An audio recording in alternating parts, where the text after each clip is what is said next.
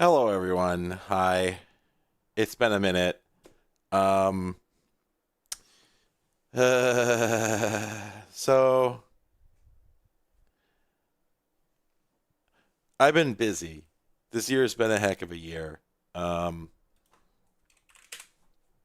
so I haven't had much time to stream, and I've been incredibly busy lately working on the. Oh, interesting. Incredibly busy lately working on a script and many other things. So yeah, I just have not been getting around to streaming. Now, what the hell? Sorry, one moment.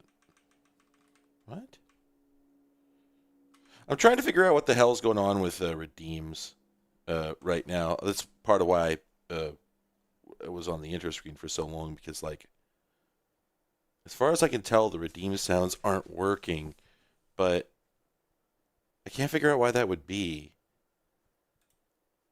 And apparently, the tape eject is working. Let's see. Does this work? Whoa. Okay. Well, there's some problems with how that particular effect works on this stage, but otherwise, uh, huh. Wait a second. MAU alerts. What's going on here? Is this the problem? Oh, I think this is the problem. No, no. Hang on. No, that's it. That's the overlay tab. Okay, so let me try this one more time. Button, button, button. Who's got the button? What's going on here? Control audio via OBS. Here, let me open this in a new window.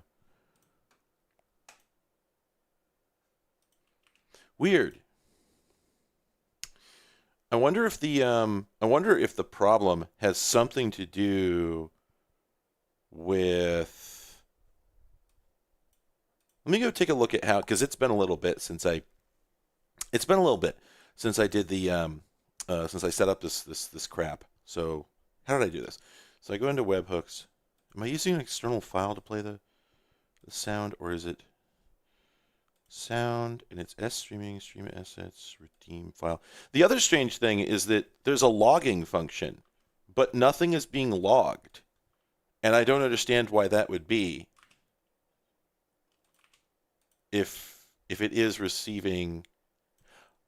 This all suggests that Warudo can't see that network share. That would explain everything.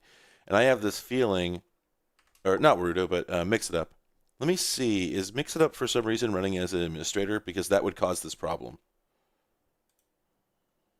due to the stupid way that Microsoft handles this particular. Mix It Up. No, that's running as me. What the hell? So I hit browse. Oh, yeah. Oh, yep. Yep, it can't see it. That's the problem. The damn share isn't there. Oh, come on. Now, why would that be? What? What is going on here? Okay, well, I know exactly what the problem is, but damned if I have any idea why it's happening or what to do about it. Um, yeah, because it's not running as an admin. So what's it upset about? Yeah, but it sure as shit. Yeah, sure as shit. It can't see that. What? This is really a bummer. Mix It Up shows that it's running as me. It's running under my account. So why would this not work? I wonder if they God, I wonder if they altered something because there was an update, and I wonder if the update changes how it does one of the. Oh, dang it. Well, okay, all right. I can fix this. I mean, I can fix it for the moment to debug. I can bodge it. Just stupid that I have to. Right here, let me just put this here. I'm just gonna pull all my stream assets over to my local machine. And I'll just change it so it plays it from there.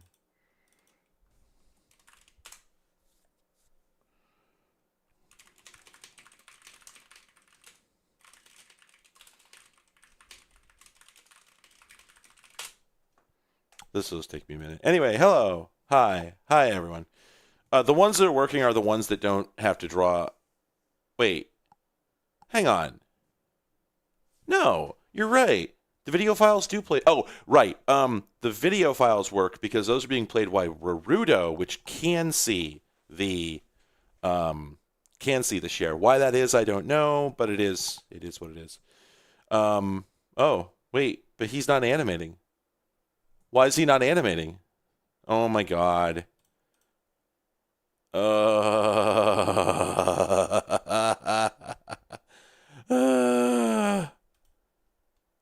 I did nothing wrong. Yep, loop is enabled. Hang on, I'm gonna turn this on again. Okay.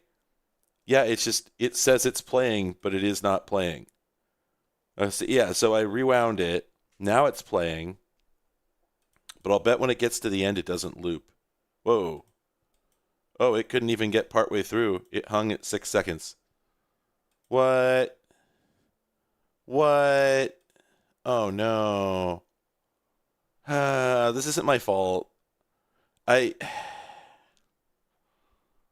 didn't do this. I'm not responsible for this problem. Okay. Now the cat jam is working for the moment.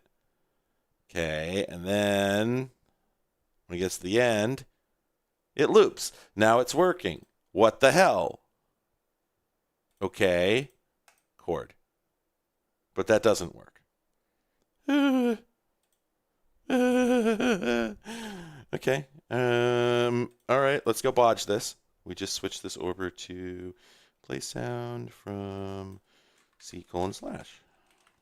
There. Save. Okay. And now. There we go, just like that. Megabytes. Strange business. That's a really weird bit of business right there. Live again. I do actually live again. Thank you. Where is it? Now that I'm running 2 high-end graphics cards in here, it's immediately very warm. So everyone, please wait while I go open my window. Yeah.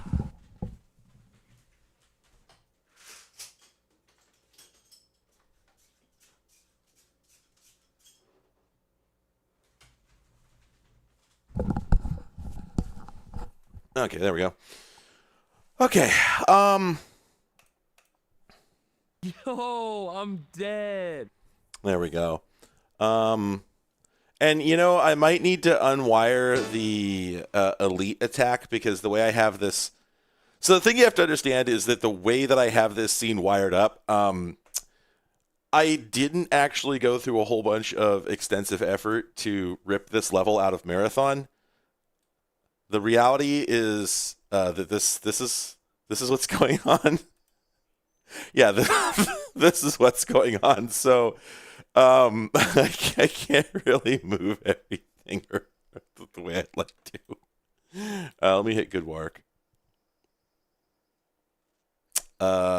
Shit. Yeah, why is that not working? Audio Jungle. Gosh, I don't know the faintest idea. Oh, that's also because Mix It Up can't load the file. So we're just gonna have to roll with that one because I don't have time to. I do not have time to fuck with that right now. In the future, when I figure out what the hell's going on with this network share situation, it'll just resolve everything at once.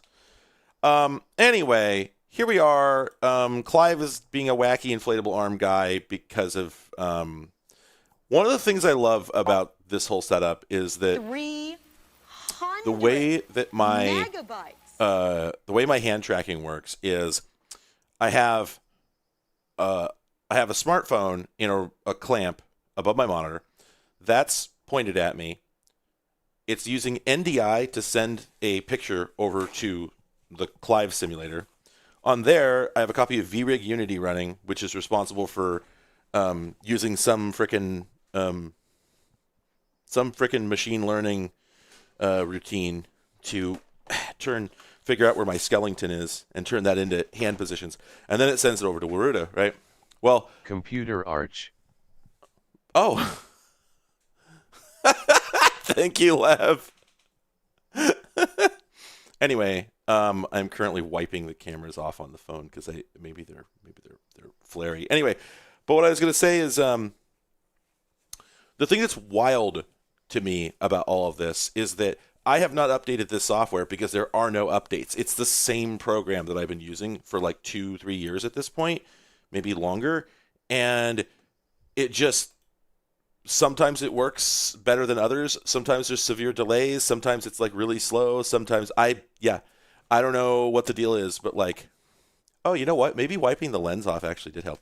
The point is that it's a janky setup. And actually, I probably would have started streaming earlier if I had not spent like 2 hours trying to get the drinkable cheeseburger onto my head. And the only way I could do that is by finding somebody's like meticulously recreated model. And so I actually put a Creative Commons attribution in the description because that was required. And so if you want a drinkable cheeseburger model for use in projects, you can go get that. But I thought it would make a good hat. So it works a lot better than I would have expected. The other thing is that I just haven't done this in so long that like I'm forgetting how a lot of my stuff works. So, well, I don't know. I didn't do that bad, but like there's a couple things here I got a little blindsided by. Anyway, but yeah. So as I was saying, I've been incredibly.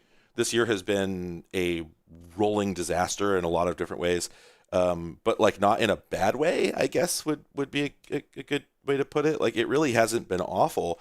There's just been a lot going on in my life that just like personal stuff that's not it's not bad, it's just a lot. And so I've been sort of overwhelmed. I've not been producing at the speed I wish I was. And I mean, anybody here who's on my Patreon is going to be familiar with the project I'm working on right now, and it's like that's I mean, I've been working on it more or less continuously for weeks, except for a long period of like really severe writer's block, which I finally got over, and I'm hoping to be filming that this week. So hopefully I think I'll have that video out before the end of the month, which would be great. I really hope that happens. But yeah, it's just been kind of nonstop.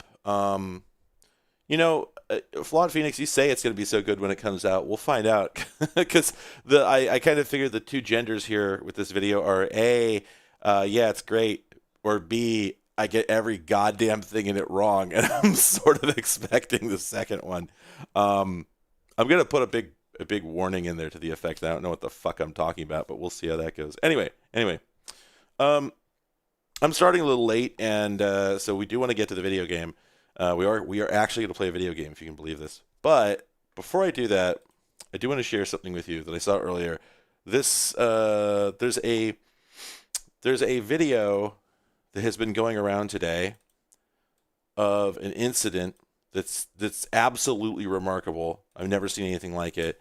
It is a plane crash. You may know about it already. From what I have read, nobody got hurt. But either way, it's pretty wild to look at. And so I'm just gonna roll this footage. Oh, sorry about the noise there.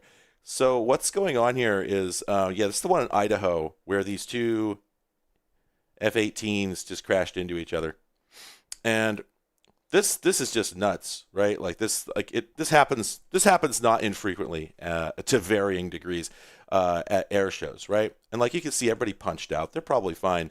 However, I want to just a couple things. First off, the way that they just sort of stick together like Gary's Mod Physics objects is fascinating to begin with, right? But then also the fact that they do something that I don't think anybody has ever done on purpose or by accident before. They perform a full power hover. Like these jets, which were not designed for VTOL, right?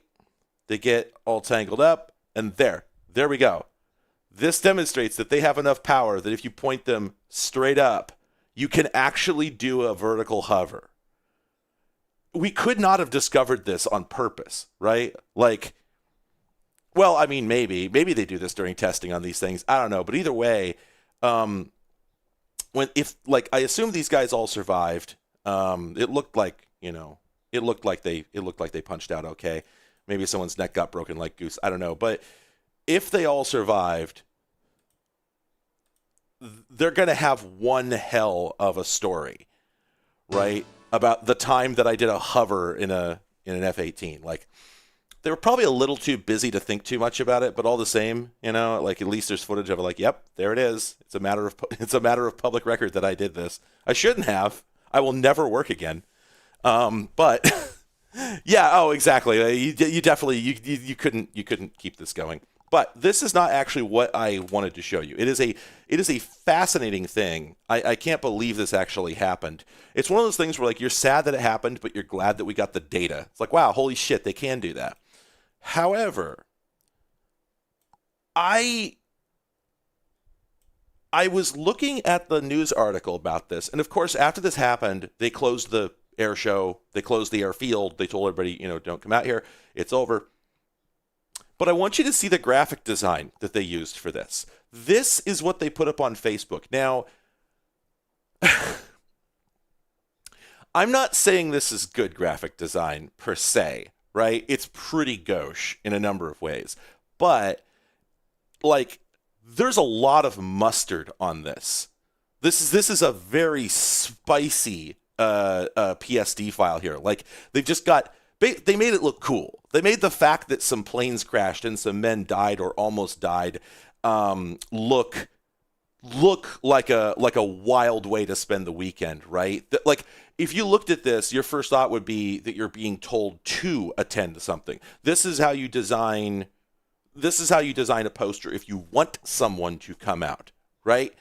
I mean, look at the stars next to Mountain Home Air Force Base, right? And like the jaunty angle of the text, and like they got the cool plane there, right? Like, it just, yeah, it's incredible, right? Amazing. But then I kept reading and it actually got wilder because this is the next image they posted, and this just looks like it's from Marathon, like the new Marathon. Like the design, the style that's going on here with the row of exclamations at the bottom. No one's ever done that before. That's new. Like that's a completely new way of designing a warning poster that I would expect to see in like Marathon 2026, but not in reality. And also, like, look at the text they chose. The font, the typeface they chose is like really stylish. They got the good margins, top and bottom. And yeah, and then like the scratch and dust texture they put on there and like Photoshop overlay mode, like the amount of juice that they put on this is nuts, right? And again, it like this one at least communicates more the idea that you shouldn't be going to this thing. It looks intimidating, but besides that, it looks way damn too cool, right? Way damn too cool. But then they put up another one and get a load of this. Look at this. They are cooking. The fucking Wild West font at the top, but then the like off gray, almost olive drab band behind the contrast black text. Like, holy shit, they are cooking. They've got, and then like they decided that the line of exclamation points was like, oh, that was a good idea. That really makes it pop. So they put one at the top too. And unfortunately, that's really good. It's really good. Like, when I was playing Marathon 2026, I was talking about how, like, God damn it, Jessica, fuck off. As I was like, when I was playing Marathon 2026, like, I was just constantly amazed at how they like created a new version of like the standard OSHA warning signs, right? And like this is doing that same thing. Somebody over at the, I don't fucking remember, but whatever the name of the show is, whoever is doing the graphic design for like the local police station or whatever the fuck it is, whoever made this, is like a just direly bored art major who finally saw a chance to get their work in front of people, because like this is just, I'm sorry, whoever made this, it's not good. Like, I'm sorry, you shouldn't have used that font for attention. That's inappropriate. And you should not be making these like genuinely important, like safety of life and limb type, like notification. You should not be making these look like this. Please stop. Just use Arial Black or Impact. It should be black on white with like a little picture of like a Google map if that's important information. Like this is not. You should not make dire safety warnings look cool. However, I'm in your corner. I feel like I feel why you're doing this. I respect it. No, AI could not do this. Nope, AI would never come up with something this good. I'm sorry. This hell no. That's the whole point, right? Is that AI would never. This is something that could only come out of a human brain. That's why AI can fuck off, is because our ability to do the wrong thing in utterly new ways is what gives us our power and value. And you couldn't get the computer to do this if you asked it to. You could try, and it wouldn't work. You could never do it. My breath is fully taken. Okay. That's all I wanted to share. Now, here's what I want to do today, because video games. I want to play Marathon. And can I just bonk. Oh, now come on. Oh, it's very small is what's going on. Okay. I guess that makes sense. Well, hang on. This is oh, wow. OBS has completely replaced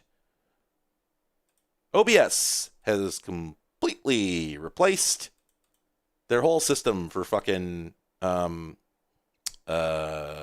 positioning objects. This is kind of wild. Wow. Huh. Well, anyway. Okay. There we go. Well, we'll see how that works. And then, yeah, we're going to have to figure out where the chat's going to go. Oh, it's probably going to stay right there, actually. There we go. Clive is smoking because, like, you'll notice over here, you see, how do I point? There we, no, that's the wrong hand. Here's, well, anyway, you see that pride flag on his ear? Clive is gay, which means he makes bad, self-destructive decisions. That's your answer. Anyway, this is a self-insert. This is a Mary Sue character, so I'm only being bigoted against myself here. This does remind me, however.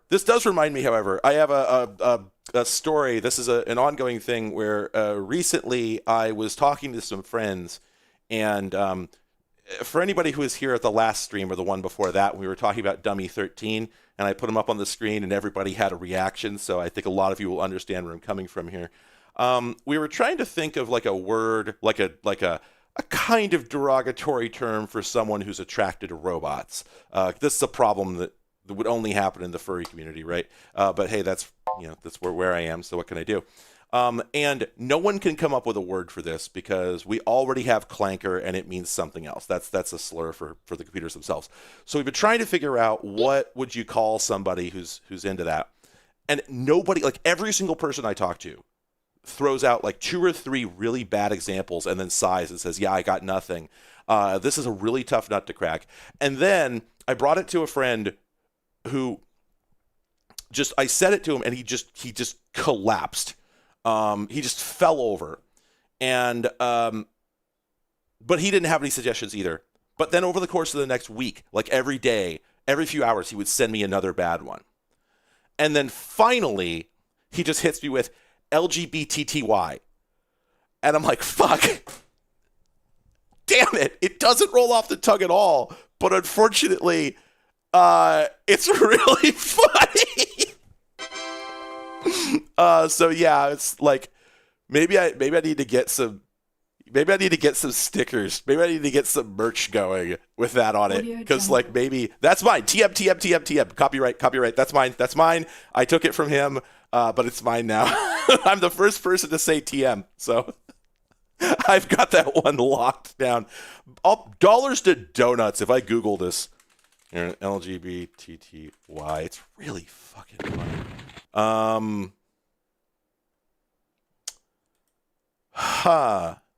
Wow, not really. It's the title of a single podcast episode, and I'm just finding that out now, so I'm not worried about any debate over it. Yeah, so I think I won this one, and this is what we're gonna do. Yeah, I'm gonna have to get that out there. I feel like it's a little weird to me because I don't have any. I do keep thinking about, like, should I have a video on my channel or some videos or a video on my side channel or something, just talking about, being a homosexual and how this relates to a lot of things. And it always just feels like I don't know how to make these things connect together, but at the same time, like, it's a huge relevant part of my life. And so I keep toying with the idea of, like, man, there's an essay in here that I could. Well, anyway, but had I done this, I would definitely be able to tie this into it. Since I haven't, it's a little more complicated. But anyway, the point is Marathon. So I have never played Marathon, at least not substantially, and there's a lot of reasons for this.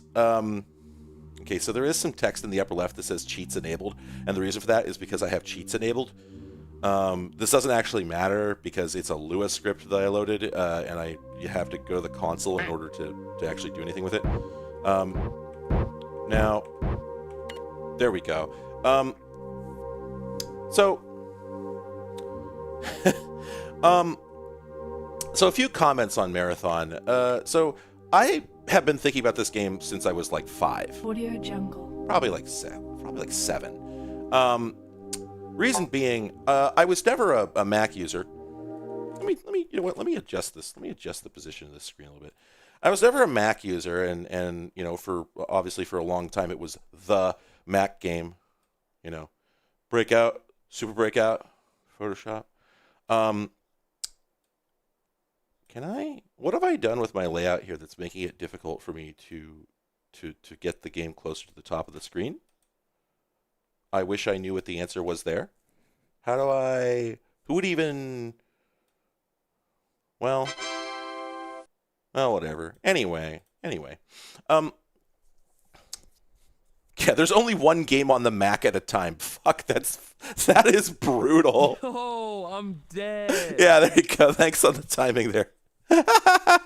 But anyway, so back in the day, this was like, obviously this was the Doom killer, and it did come out just a little bit after Doom. And it's not really the same type of game at all. But for me, the only thing that mattered is that I didn't have a Mac. I didn't know anything about what was going on in the Mac, world, and so I went over to a friend. Not a friend's house, but anyway, I was at someone else's house, and they had a Mac. And I got to see it on there, and it was the most buck wild thing I'd ever seen because there was a level of interaction with the environment that I did not know you could have in games at that time because all I had seen was Doom. Duke Nukem 3D was not out or I was not cognizant of it yet. And so, give me 1 second. There we go. Sorry. I was absolutely fascinated by it. I found out that you could swim down in water and fire the fusion pistol and shock yourself, and that fucked me up real good. And then the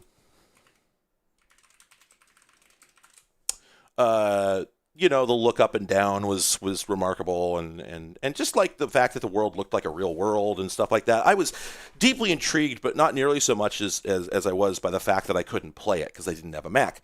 And I don't remember why it is that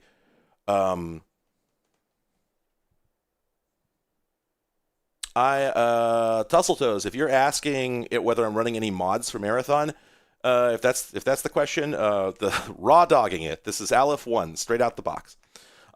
Anyway, so I was fascinated by the game. I didn't know anything about it, and then when emulation came along, I got really hard into Mac emulation. But I think, gosh, was this PowerPC only? I don't think so, right? I think it ran on 68K. No, I'm sorry. Oh, no, it's fat. Okay. So theoretically, it would have run on 68K. So I don't exactly know why I never played it on emulation. And I think it took me years and years to find out about LF1. And then once it did, I had the same problem as as a lot of other people did with this game, which is that it has a lot of balance issues. It has a lot of QOL issues that you like from the PC gamer's perspective, quote unquote, we had solved. And that were deeply unsolved here, like the fact you have to save only at save terminals. Like PC gamers were extremely used to being able to save scum at this point, and being that I was dog shit at video games in these days, I just could not get myself to engage with it for a whole bunch of reasons. But the biggest one was that I had to read, which was you couldn't do that to me. The fact that I loved reading, the fact that I loved science fiction and fantasy, the fact that this was like an absolutely amazing like sci-fi story that was on the computer and in a first-person shooter format, all of my favorite things at once. Why this didn't resonate with me, I don't know. But this is like just a universal problem. Like PC gamers just could not get themselves to engage with this game. I mean, a lot of Mac gamers didn't either, but like I think it was particularly bad for people who were coming off of Doom and whatnot. Because the very first thing that happens in the game is, oh, do I have to press a button? Shit, I don't remember. Hang on, let me... Oh, God. Tab, there we go. Yep, the very first thing you do is read. Back in the day, you couldn't get me to read in a video game because I was willing to read a book, but I wasn't willing to read in a video game where invariably the text is written like diegetically. So it's all in media res, right? So like, this does not begin by telling you what the marathon is. This does not begin by telling you, it really gives a lot more information than I remember thinking it gave you. Like, hey, welcome to the marathon. I am Leela, one of the 2 surviving artificial intelligences. I've been severely damaged and I'm working to understand the current situation. This is very straightforward. This is really, like, there's nothing to it. Like, you could just read it and it tells you. And nowadays, I would eat this up, but why I didn't back then, I couldn't tell you. It's bizarre. I also think it's really funny that they just happened to randomly pick the number 802.11 at the top there, which ended up being the standard for Wi-Fi. Like, there's no reason that number should have had any significance. 802.11 should be nothing. They just got incredibly unlucky and picked a number that would someday mean something. Anyway, so, having said that, a while back, I decided, several times over the years, I've said, let's pull out this LF1 thing and see if, let's give Marathon a shot. And then I'd play it for a few minutes, and I'd just be like, nope, this still sucks. I still don't want to play this. And then, this last year, because I got completely verklempt over Halo, I'm sure I talked about this on the last stream, that, like, I played Halo for New Year's, and then I played all the other Halos. And then I read one of the Halo books, and I still haven't gotten around to reading the others. God, they're awful. And because Halo and Marathon are basically in the same universe, I started getting really curious about Marathon. And so I went and absorbed some of the information about it. And then when I went back recently and tried to actually play the original game, I'm like, shit, this is actually kind of good. Like, the big problem is just that I needed to want to like it, it turns out. And I think the only reason I ever had a problem with this game is just because I thought that I had better stuff already and just didn't need to like this. Anyway, so having said that,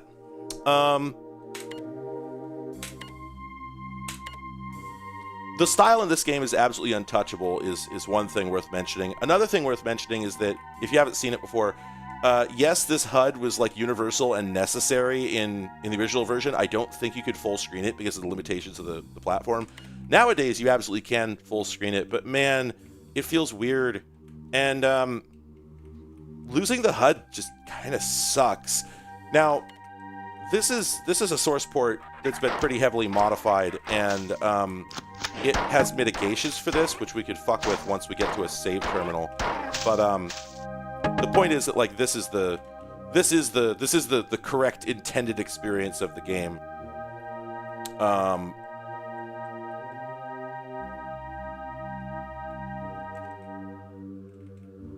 I mean, I don't think it's accurate to call it a Doom clone because I believe they were literally working on it before Doom existed. Like, it came out in 94.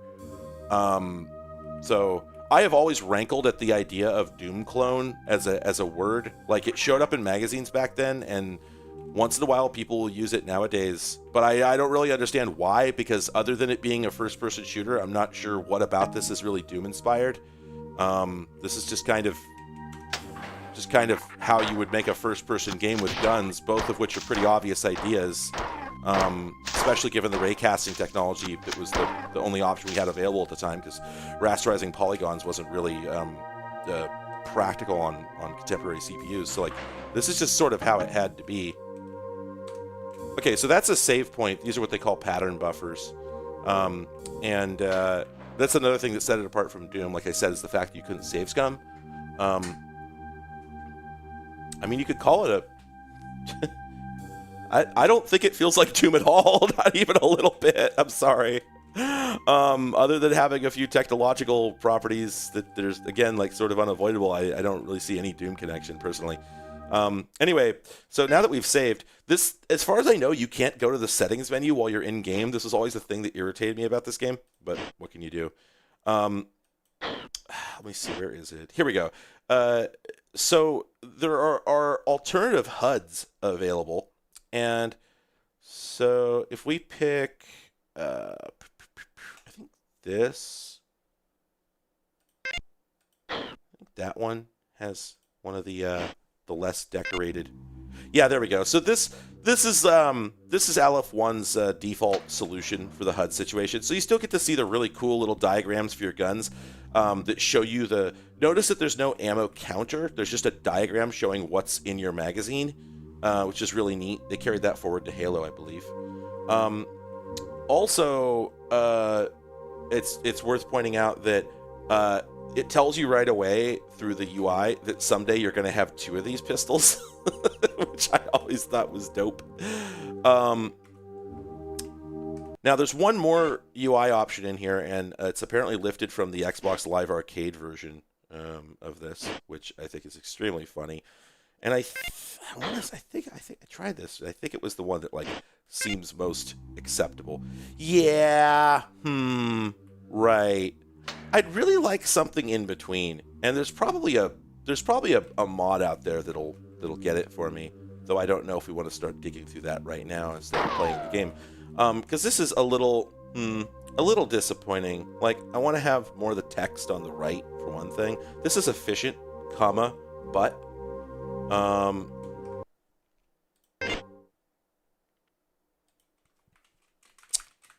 I'm just gonna look this up real quick. Let's see. Aleph 1 HUD replacement. What are our options?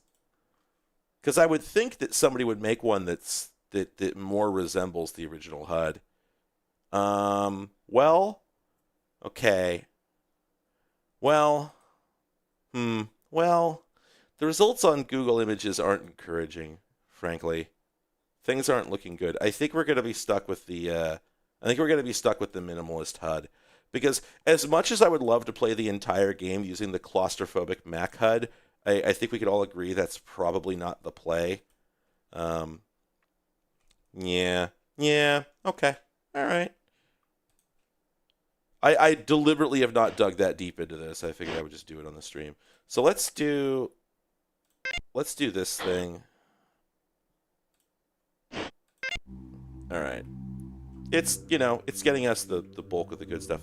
I also love this their approach to a timed door, to a timing-based puzzle, is this thing opening and closing extremely slowly, whereas in, like, Doom it would just whoop, and then 10 seconds later, whoop.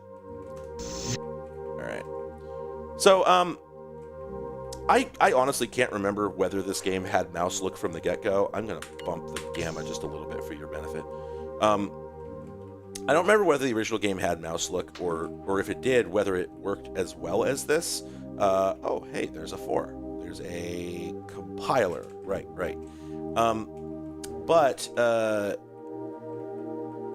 Okay. So these guys will fuck you up really quick, but I do need to kill this guy, so one of the coolest damage effects in the history of video games. I think that's being enhanced a little bit by the source port. I think that guy is supposed to, like, he has like a bloom effect on him that that definitely is not stock. But the static effect, that one is that was present in the original game, and it's just one of the coolest, but also sort of most unsettling effects I've ever seen, showing somebody getting damaged that way. I don't know if there's a lore reason for it or if it just looks cool as hell, but I'm guessing there's a lore reason.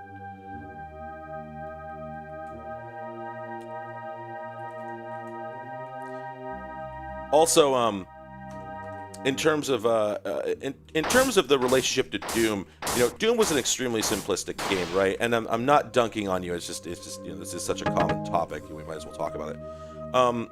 Doom was such a simplistic game. This adds a whole lot of what I would call texture, and some of it is through things that would not have been difficult in Doom, but they were not looking for something with that sort of flavor. A good example is that already you can see, literally on the first level, that we're dealing with the twisty-turny passages all alike, and there's obviously a lot of downsides to that in terms of immediately getting lost, not knowing where the fuck you are, and just wanting the fuck out of here. But again, you kind of gotta want it, and if you want it, if you want to engage with what this game is doing, no, that was a wrong turn. If you want to engage with what this game is doing, then in my opinion, it's really not that bad. For one thing, I mean, as you see, you can get through there pretty quick if you're just blazing through it, and if you have decent, if you have a decent spatial memory, which I do, privileged, but what can I say? I mean, that's where I'm coming from. And there is a map. Also, notably, I mean, it doesn't help that much with this particular area, just because the hallways intersect and overlap one another. But all the same, for the most part, you do have tools available that were very uncommon in games at this point in time. So that's worth mentioning, right? Okay, I'm going to run into another compiler here in a second, and then I only have one bullet in my magazine. So this is the first first-person shooter to ever have a reloading mechanic, but there's no reload button. Okay, I can't interact with that. There's no reload button, so you just have to waste your mag if you only have one bullet left like this in order to reload. And so you get into that situation, and like you can either just waste that one bullet, or like I did there, just accept that when you encounter somebody, you're going to have to be ready to retreat. And if you are doing mouse look, then that's not too hard, right? So Doom is heavy metal, this is prog rock. Holy shit, that's good. Yeah, oh, Simplicity? Interesting, because Simplicity apparently did the macOS skin for the UI in this. Okay, give me a second. Let me read this, and then I'm going to pop out and take a look at that. Oh, cool. We're immediately getting into some of that Durandal bullshit.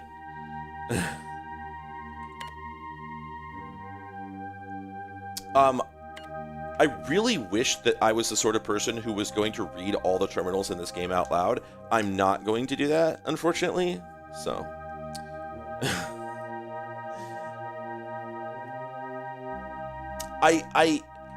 I assume that every single word in all of these games was written by one employee at Bungie who everyone just sort of let cook.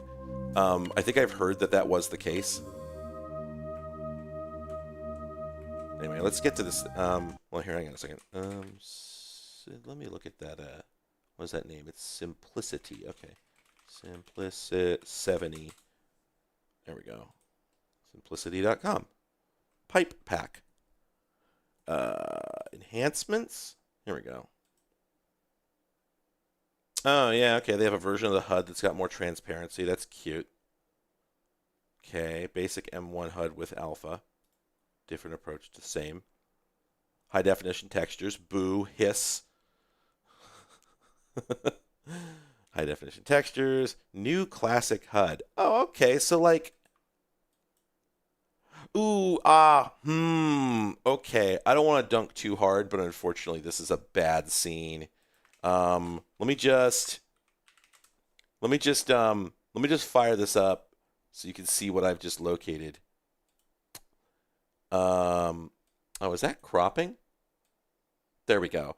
Yeah, so this is their remastered 2160p HUD, and well, I mean, if this is what you want, then you know, more power to you, but I don't know. You know, honestly, the more I look at it, the more it grows on me a little bit. I think the problem is partially that it doesn't agree with the pixel grid of the rest of the game, which I guess is less of a problem if you're using the HD texture pack like they're doing here. But also just like it lacks a border. If it had a harder edge on the top, that might be better. And also if it didn't have that weird dark blotch over on the left that doesn't seem to have a diegetic like reason to be, that'd be one thing. So like that's something. That's something, I suppose. Ultra HD weapons. Ugh, won't be doing that either. Here we go. Widescreen Marathon Classic 2 HUD. Okay, well they have widescreen versions of the HUD, but they still take up the whole damn like bottom third of the screen. It's like Chiron made you a hub. Anyway. Yeah. Oh, that's cute. Oh, hold up though. Whoa! Okay, actually, you know what? This one's kind of cracked. Let's get up on this. Shrink this. Just shrink that down. Yeah, look at this. This is actually pretty good. Like, you know, it looks like Fallout 3, but what can you... Well, actually just Fallout 1. But I don't even think that's a dunk. You know, I'm really liking the little detail of the broken glass over the thing. That's pretty sick. I'm not sure if I agree that this fits the game stylistically, but like, yeah, it definitely looks soccer inspired, but I mean, it doesn't not fit, really.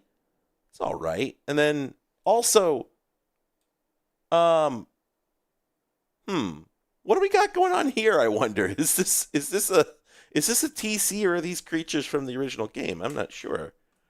Let me see. Oh, this is for Marathon 2. Oh, okay. That's why I'm getting thrown off here.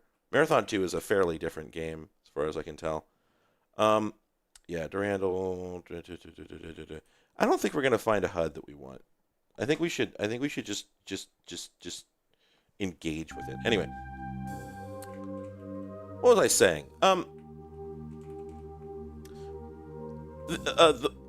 So the inability to reload mid-magazine is a thing that I talked about this before in regards to the new Marathon, where I'm absolutely certain that it's a callback, that they very consciously did this with the energy weapons in the new Marathon as a callback to this game. And the thing I was saying at the time, and I still feel this, is that it is one of the most dastardly things that you could do in a first-person shooter is to make guns that just throw away any ammo that was in the mag when you reload. That is such an intensely rude thing to do. Already read this one. It just completely violates the agreed-upon terms of a first-person shooter design. Every gun automatically tactical reloads. Does it make any sense? No. Doesn't matter. It's how we do this. It's a QOL thing that's just taken as, you know, this is how we do it. And nobody you would think would have the nads to just violate that basic principle. But, you know, boy howdy, Bungie. I think it's partially you know, hey, you remember when we did this back in the day and that was wild? But I think it's also just, hey, you remember when we got away with this back in the day? Because, oh, and this is the end of the level. It's a pretty cool thing, and it gives the game a lot more grit, right? The fact that, okay, yeah, I can't open that. The fact that you can, that you do have to think about it, that you can't just assume that you're always going to have a full mag as long as you have at least a second and a half between encounters. It adds a lot of grit. It adds a lot of texture. I think it's a really cool decision, and I don't think they weren't thinking about that in 1994. I have the feeling that, I mean, they could have added a button to let you reload, and they didn't do it, right? Oh. Yeah, oh God, would I want a 3D printed V11 punch? I did see a 3D printed Waster earlier, the shotgun, and I was looking at it going like, you know, on the one hand, this thing is like the most maximally genuinely Marathon object, and on the other hand, I also don't want it. So anyway, so yeah, for anybody who doesn't know the story of Marathon, so actually, I don't entirely know the story of Marathon. I can never remember how this thing begins, but you're a security officer who has arrived at the Marathon. The Marathon is a generational ship that was sent from Earth like 800 years in the future to go to Tau Ceti 4 to colonize it. And so you've got, I don't know, millions of colonists in stasis. And then a bunch of, and then there's the crew who are running the ship. So it's a generational ship and a cryogenic long-haul sleeper. And the ship is equipped with, I think it's 3 artificial intelligences. These become very relevant. There's Leela, and then Durandal, and I can't remember the name of the third one. But it starts out with the ship getting attacked by aliens. Humanity didn't know aliens existed, and I don't think it's arrived at Tau Ceti yet in this version of the story. In the new Marathon, it seems like they did arrive at Tau Ceti and then got attacked. But pardon me, Tycho. That's the third one. Okay, cool. But in this one, as far as I know, they're still in transit. So anyway, at the moment, you are a security officer who I don't remember where you came from. I don't recall what the like. You came from outside the ship somehow, but that should be impossible. So I can't remember how that works. Let me go check. Let me go read the wiki page. Oops. It's the one part of the story I can never freaking remember. Here, let's see. Storyline. Oh, okay, all right. So you did make it to Tau Ceti, and you were on the planet. There was a distress call, and you've just come back to the ship from the planet. Okay, I didn't know that. Oh, okay. So it's kind of the same story. All right, I'll take it.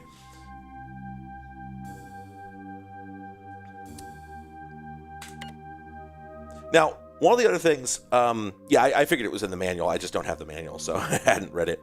One of the things about this game that's also upsetting is that, like, the first time you play through it, in particular, and especially, I think, if you're used to normal FPSs, you go through, you read all these consoles, and you're like probably at first having trouble piecing together where this stuff goes, like how it all fits together, but you find out you could go back and read these things again, and so maybe you clear out the whole level and you're like, oh, okay, I'm almost at the end here, I think, per the map. I'll go back and read everything, and then you get to this console, you read it, and it just sends you to the next level unceremoniously. That's how the level transitions happen. Is it reads you some text and then you are instantly warped. So if you left anything in the level, you can't go get it. If you were hoping to go reread some messages, you can't do that, right? We're in the next level now. Fuck you. And I get why they did it. However, it is kind of rude, even by the standards of the time. Now, I don't know if this was meant to be, I don't know if this was meant to give you this feeling, but this is something that they would do to you in System Shock 2, and they would do it deliberately to illustrate that the forces that are controlling you don't care about you and are just being manipulative. Now, I don't remember whether Leela, the AI, is supposed to be hostile, is supposed to be malicious, but if they wanted to sell it that way, this is certainly a way to do it. That you're just getting yanked around the ship without any say so. But I suspect it's a lot simpler. They probably just thought, like, well, they finished the level. We should teleport them now. Why not? Oh, okay, yeah, actually, they right away tell you that you are at the planet. Yeah, so you're like the last ship that made it off the surface before they nuked the spaceport. But the aliens don't seem to care about the colony. Oh, yeah, and then I love that the AI immediately gives you instructions to go locate a better gun. I mean, the title of the level is Bigger Guns Nearby. So it's sort of a tutorial level, if you will. Also, there's a little bit of a foreshadowing here. You may find doors blocked or stairways retracted because the AI in control of these functions is damaged and behaving erratically. We'll come back to that.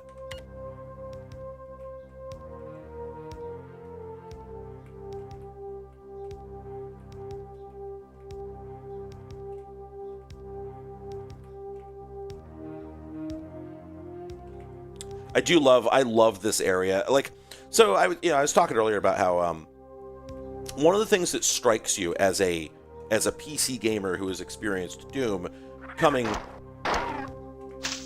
into this is that Doom deliberately did not make the levels look like real places. This is a thing that I was complaining about while we were playing Marathon, that a lot of PC gamers, or a lot of gamers in general, were convinced of their own little narrative that id didn't know what they were doing, didn't know how to do this right, and that if only they had been, more competent, if only they had been more this, that, or the other thing, that they definitely would have made the levels in Doom look like real places. And of course, the reality of this is that Tom Hall wanted to do that, tried doing it, it wasn't fun, and then they trashed his work, except for bits and pieces that ended up in the final game.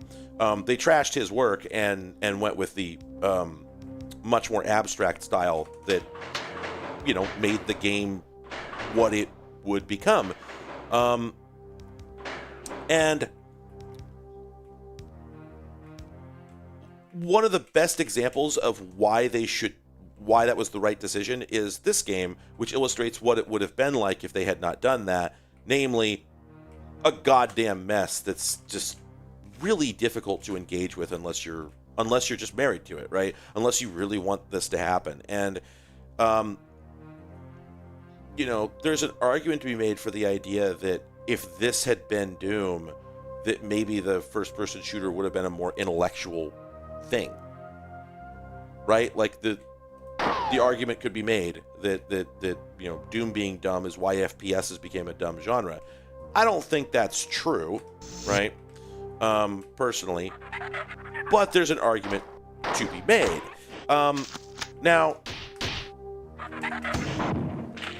excellent. Hey, I remembered how to use the damn grenade launcher.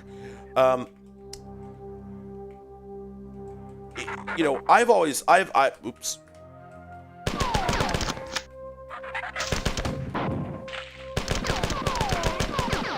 Combat. Need combat. There we go. My take on it has always been, as we discussed earlier, the Mac only has one game at any given time, and this was its game at the time, and it was a real humdinger by any measure. Don't get me wrong, but it is definitely the case that Mac gamers seeing this thing and being either aware that Doom was coming out and feeling insecure about it, or knowing that Doom was coming out and knowing that it was less sophisticated than this in an objectively true sense, really, really wanted this game to be good. Really wanted it to be a banger. And so I think there was so much goodwill towards this game from its audience just on the grounds of it being an ambitious Mac game that I think people probably gave it a lot more patience than maybe it deserved. Of course, we could say the same about a lot of other pioneering games that had abrasive gameplay styles that would later be accepted as, defining a genre. Myst, honestly, was not a very approachable game, and there were people back in the day who thought it was sort of a ridiculous game for clowns because you could just spend hours and hours and hours and hours wandering around and never figure out what you were supposed to be doing. This, now is widely accepted as valuable, and at the time, plenty of people agreed, but there were a lot of people who got mad at Myst and games, of its ilk for feeling like it, like it was a waste of their time, like it was not, respectful of their time. Cool, you made a neat world you can explore. Now tell me how the fuck to explore it, and I'll just go ahead and do that. All right, let's read this. Doors. There are 5 basic door designs to be used on the Marathon. This is another thing. When I was 13, which would have been probably the first time that I could have accessed this game, I had not yet developed the understanding of culture and storytelling to realize that this is a absolutely delightful artifact. Yes, please. I very much want to read about the doors on the Marathon. You couldn't have paid me to care about this at 13. Really good.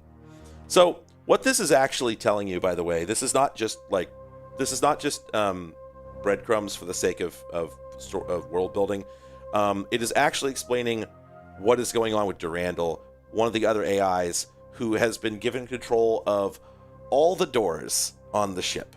And there's, these details. Durandal will only open a directly controlled door when he's specifically asked to do so. Indirectly controlled doors are automatically controlled by Durandal to open when needed. And then, but they dress. So that's an important piece of information in the script. But then they, dress it up with a whole bunch of context about, oh, did you know that we were saving money? Did you know we're an evil corporation? Etc. Etc.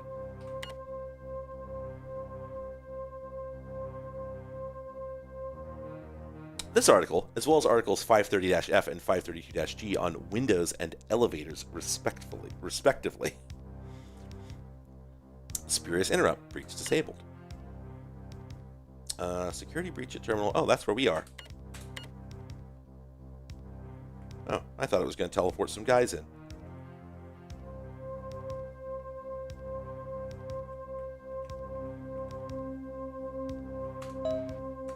What we got? Oh, there we go. It's Leela again. Okay, here we go. Now she names both the other AIs. Yeah, so Durandal's responsible for controlling the ship's autonomous functions, doors, life support, kitchens, air reprocessors, stairs, and so on. Tycho controls the science and engineering network. I also love, I have built 3 replacement circuit boards for the defense system, but cannot move them from the manufacturing center without assistance. This is, great AI stuff, right? It is assumed that the AI will be tended to by humans, so Leela has, somewhere there's like a far future 3D printer that's just like synthesized a very useful piece of equipment, and it's just sitting there in an empty room with nobody around.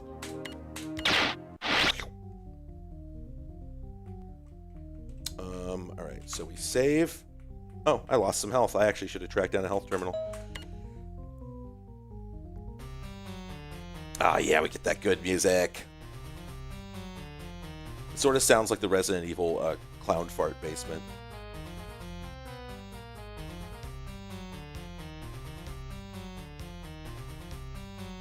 I like a lot of things about AI in storytelling. It's a shame that the real thing sucks because it's not AI. I'm a big fan of the AI just calmly telling you that she's going to be killed soon if you don't do anything, and so you should go do something about that. It's great stuff.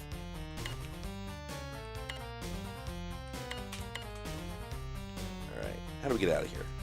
Excellent. What? Hang on.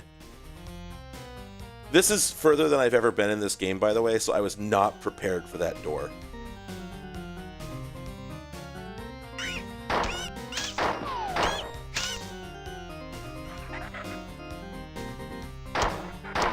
I love all the creature noises in this. They're so good. The alien designs are also pretty good. Yes, I mean it that way.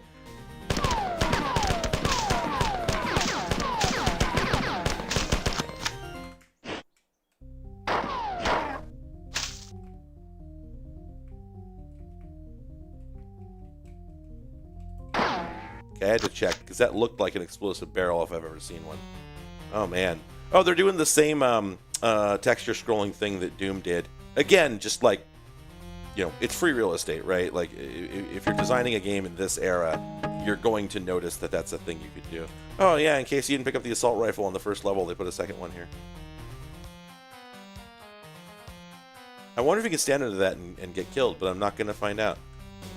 Alright.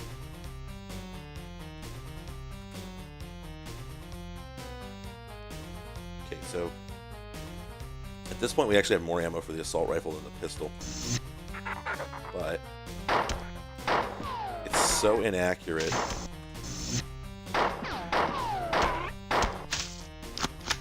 There is an option to turn on a crosshair. Maybe I should do that.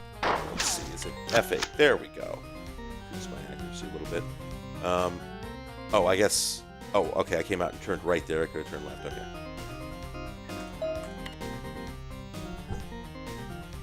Okay, I think this is the terminal you warp out from.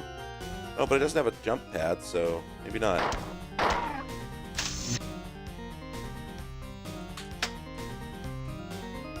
Oh, that turned on the damn lights. Hey, I'm all for that. This game is so dark. And yeah, so you know, as I was saying earlier, one of the things that people were always going on about with Doom was like, oh, you know,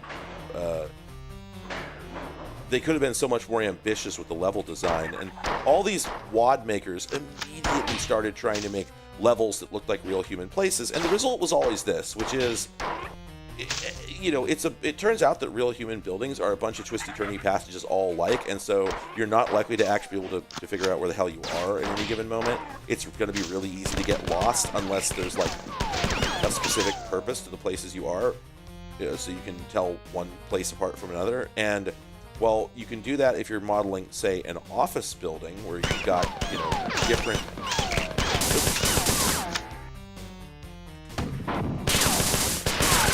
You can do that if you're modeling, you know, a real space that's full of things. Oh, this is a really big area. But if you don't have the graphics budget to just put loads and loads of like identifiable objects into your rooms, then you're just going to have a bunch of empty rooms, and you're not going to be able to tell where the hell you are. Like, where are we right now? What does this room do? It is definitely a lot more, you know, real looking than... Oh, that's where we save. Right. God, I don't remember what the health station looks like.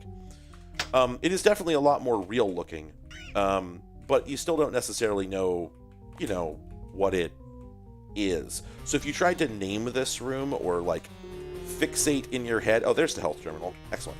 If you tried to, you know, fix in your head like what this room actually is or does, you know, you don't really. It's the room with the big circular thing in the center is really all you say. And so, not that this problem is impossible to overcome, but that combined with the fact the game is very dark, which should run forward and use the fist if I get cornered. Oh, okay. You know, I think I knew that. Now, when you say run, is there a run? Oh, it's control. Oh, okay. Oh, shit. I didn't know that. I didn't even know there was a run button. Okay. Yeah, I'll do dragon punches on the I'll do dragon punches on the aliens. Yeah, Toast, exactly. Yeah, like when they figured out how to make a like I did not like Duke Nukem 3D back in the day. I was obsessed with it, but I never really liked it. I didn't like it until much later in life when I learned to appreciate it as an imperfect piece of art. They designed every space in that game to look like a real human space with all of the foibles that involves. Like, Duke Nukem 3D is made entirely of perfectly recognizable human habitats. Oops. Yeah, all right. Every single room in Duke Nukem 3D has a purpose, and they're all obvious. You know, you're in offices, you're in a convenience store, you're in a video store, you know, everywhere you go, there you are. And it also is really frustrating to play at times for that reason, because you're constantly getting stuck in well, like we have here, little tiny hallways with awkward little angles in them, because that's how humans build places. They, in fact, do build little tiny hallways that are only wide enough for a single person to fit through, with lots of little twists and turns along them. And that just doesn't make for a very good high-speed video game, but boy, you can do it if you want, right? It's an option, and I'm very glad that they did that. And 3D Realms did another couple games like that. They did the same thing with Shadow Warrior, and with oh, interesting. They did the same thing with Shadow Warrior, and they did the same thing with there we go. Oh shoot, what's the other one I'm trying to think of? Transfer delayed. Transfer delayed. Transfer delayed. Transfer canceled. Oh, whoops.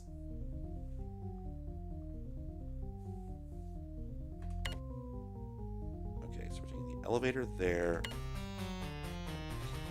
The error was a failure of the final transporter conductor. Oh, I know where that is. Okay, so the... Okay. Now, I mean, in its defense, you know, I'm sitting here dunking on it, but, like, I have not had a tremendously difficult time, you know, keeping track of where I am, etc. They did manage to make these places recognizable enough. But part of the reason for that is... Or part of the reason that was possible is because it's a... Oh, let's say, cool. This is a science fiction game, and we don't know what spaceships look like, right? So there we go. It's a little bit of a cheat to just say, well, I mean, sure, this is what a spaceship looks like. Why wouldn't it? You've never seen one, right? This was, by the way, logic used by the designers of the set designers and artists on the original Star Trek. There was a famous moment when, I mean, assuming this ever happened, right? But ostensibly, there was a famous moment where one of the guys in charge told the set designer, I want you to just put colored lights everywhere. We're a color TV show, and I want it to look just completely outrageous. I want it to be the most eye-grabbing thing. And the guy goes, but it doesn't look realistic. And dude just tells him, what, you know what a spaceship looks like? Maybe in the future they do have, you know, colored lighting everywhere.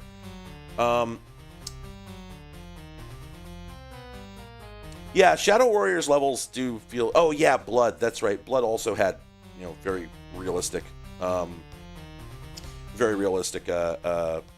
human scale spaces. And all of these games have severe problems where you're just constantly bumping into walls and getting stuck and snagging on these little tiny, you know, crevices and whatnot. Okay, I still only have the 2 chips. All right, the 2 water chips. I gotta get the 3rd one. Fallout reference. Anyway, again, this is something that is obviously not damning. You know, it's over here. It's obviously not damning. I think that so far these are qualities that do in fact make this game good. I don't think there's anything wrong with it. It is not, however, the same type of game that Doom is, right? For obvious reasons. And,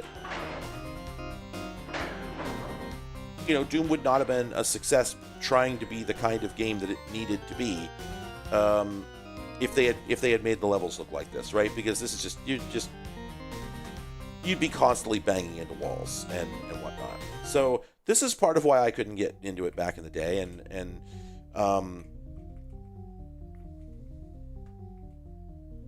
Clive, why do you have burger vapes on your head? I thought this is where they were sending me. Shit. Damn. Oh, there we go. There we go. Boy, could do with some more labeling. And see, I think this is... Huh. Oh, I wonder if that activated another one of the elevators. Oh shit, might be fine. Indrora, that's the drinkable cheeseburger. A very important plot item from the new marathon. Right, I'm gonna go down and see if I can use that healing station before I take off from this level. And save, I suppose. Over here. Nope. Oh. Oh, I had to tap it a few times. Friend mouth. Anyway, yeah, as you know, as noted, like, it's perfectly appropriate to this game, but it's also definitely why I did not get into this game as a kid or for a long time, because in order to appreciate all of this, you have to want to know what all this means. And like, that's just not what games of this sort, you know, seemed to be asking and promising in those days. Wait, where'd you come from? Why would there be a new 4? Well, here, where's this taking me?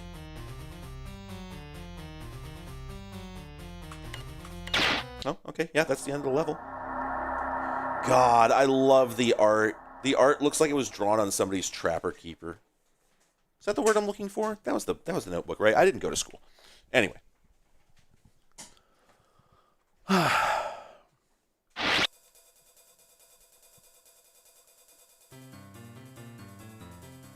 So, second.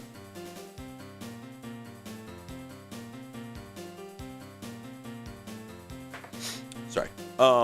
Yeah, it's just like super, 2003 DeviantArt games vibes. And yeah, exactly. It's a high friction game. I wouldn't say it's not trying to welcome you. I think this game is perfectly welcoming for what it is. It's just that, I mean, I'm just doing what I obviously need to do. There's not really a lot of complexity to it. It's not unclear really what I should be doing.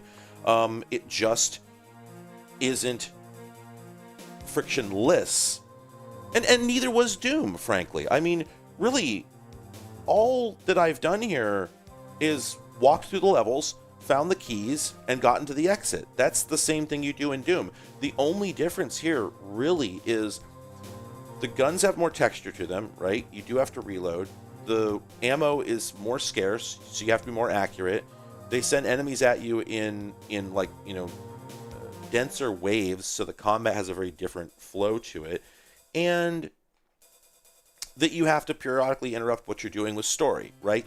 And you could delete the terminals out of this game entirely and replace them with just simple scripted checkpoints, and it wouldn't really have any effect on anything other than to, you know, just to smooth things out for people who don't care about the story. This game doesn't need the story whatsoever. It's just there's a VN that you're reading alongside going through the levels, finding the keys, and exiting. 300. Now, you know, I guess I would say that, like, in that last one, it does make you go to 3 different places to get the keys, which you would have done anyway eventually. And in Doom, you don't need to have it explained to you why you need to go to 3 different places, because you find a yellow door, you need the yellow key, you go looking for it, right? So, like, it just sort of smooths things over a little bit more. But I wouldn't really say this game is hostile. It's just, frankly, that I was being lazy back in the day. And I mean, I was a really lazy little kid, and you couldn't get me to do anything, no matter how enriching it would have been. I really, really wish that I had been more of an adventurous teenager, because, like, it took me until my 20s to want to appreciate anything with any grit or texture to it. You know, all I wanted was a continuous drip feed of basic bitch, you know, first-person shooter, you know, campaigns with a story that happens entirely over in-game radio messages, which I still like, right? It's a comfort food, to be sure, but I have also learned that other things have value, right?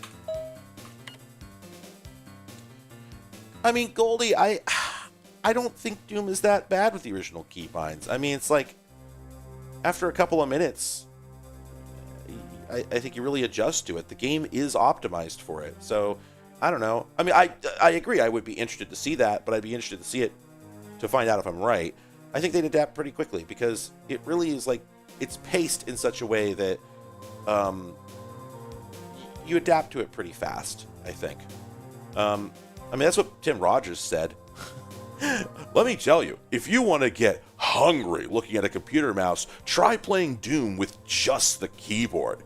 Playing Doom on just the keyboard sucks.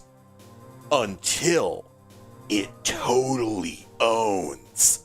You should go watch Tim Rogers' ActionButton.net review of Doom. It's good. All right.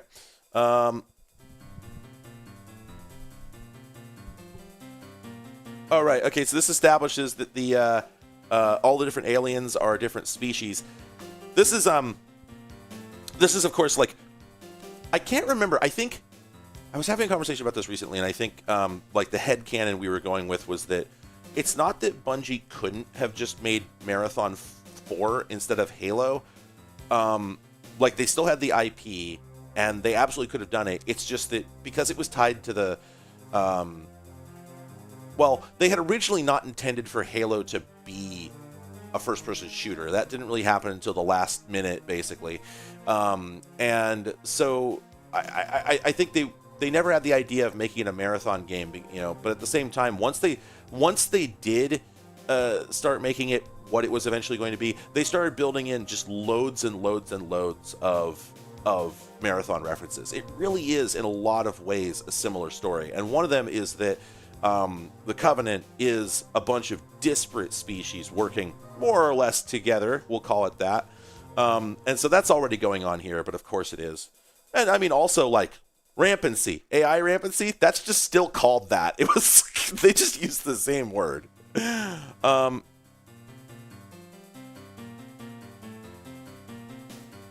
Playing Doom using only a mouse. Correct, yes. Only a mouse, but in the original form where you can't look up and down with it and right-clicking makes you move forward. Anyway, oh, okay, yeah, so Durandal is back. He's online again. Okay, so we do find out that the aliens are called the Four really early. I didn't know this. But he was reluctant to share the details of his communication, and I cannot understand this. I do like the, yeah, don't worry, just remember all these. You know, okay, so I was going to make a comment earlier, and I'll make it now, which is, it's fascinating. Let's talk about a couple things here. When we talk about, like, oh, well, they didn't know back then. They didn't know about all the QOL stuff that we now take for granted. Or when we talk about just... No, that's pretty much it. Yeah, we talk about how, like, a lot of the modern expectations of video games, like the idea of a video game giving you a waypoint to tell you where you should be going, or giving you an objective list so you know at all times what it is you should be doing, so you're not having to remember these things. We talk about this as if it's a new, you know, well, they just didn't know back then. They didn't have that. Yeah, they did. They absolutely did. They weren't expected to do it, and so it just took time for somebody to do it and for it to become expected. But, like, absolutely, it was known.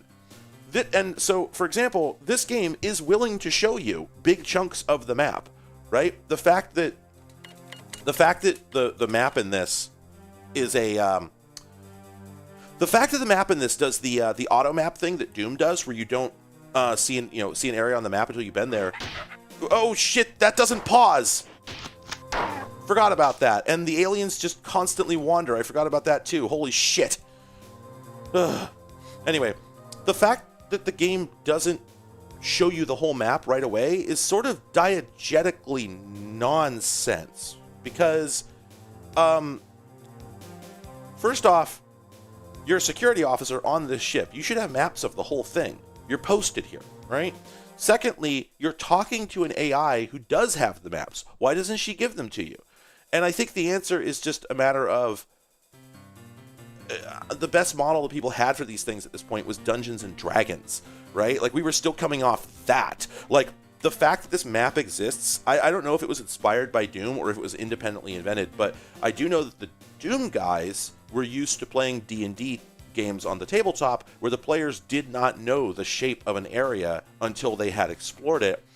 And one of the critical things that came out of this, which, again, Tim Rogers, I believe, asserts came from D&D, or at least I think maybe Masters of Doom does,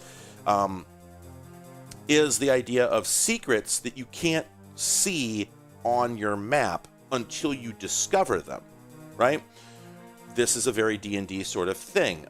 You could be walking down a hall, and it seems to be solid walls on either side, but if you just happen to walk up to one and say, open sesame, hey, look at that, there's another area, and you could fill in a couple more squares on your map. And if you've been meticulously mapping as you're exploring a dungeon, maybe you get curious about an interesting area that seems to be less densely populated with rooms than the rest of it. Maybe there's something there. Maybe you should go poke around, right? Doom sort of did this. Mostly you just had to press spacebar and everything that looked even a little bit suspicious. But either way, I'm certain that the id guys brought that over from D&D. Did the Bungie guys? Probably, I would think. Because nobody, I think, who was making video games at this point in time was not infected by D&D, right? So... Where is it? Pardon me, 1 second. Right. Anyway, point being, I think the reason that the auto map is not complete from the jump is because they liked the idea of it being incomplete. But it doesn't really make any sense, and it is a huge pain in the ass when you're trying to figure out where the hell it is you're supposed to go. And the computer, if we just think about this, the AI is willing to show you this, right? And so you could look at this and go, oh, see, okay, so this is where I am. So if I work my way over to the right, then it goes up there. But then you lose track of it, right? It's much harder to see how this connects to that and this and this. Why show you this information if they're not going to just give you the whole damn map so you can actually do something with it? And I think the answer there is that they just hadn't thought it through. It was a new thing, it was a new idea. They had not really thought about the effects of it and the impact, and they just missed it, right? They just missed it. Additionally,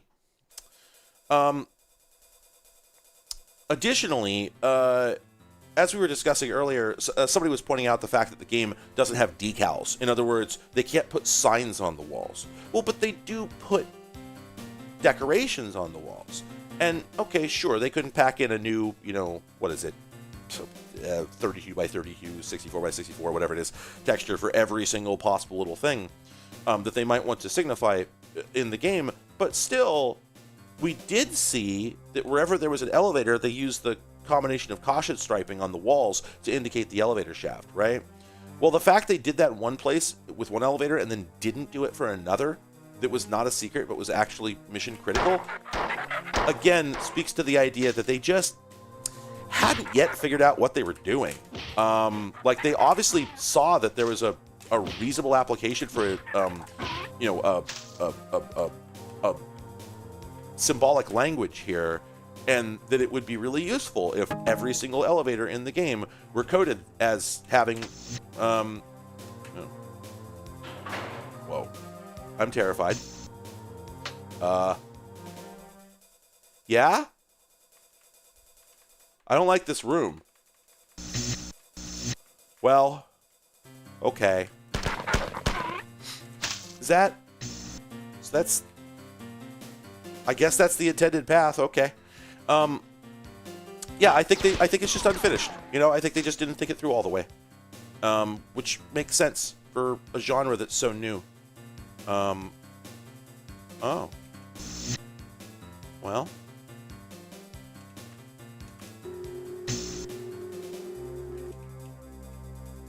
I mean, they were inventing a lot of stuff here.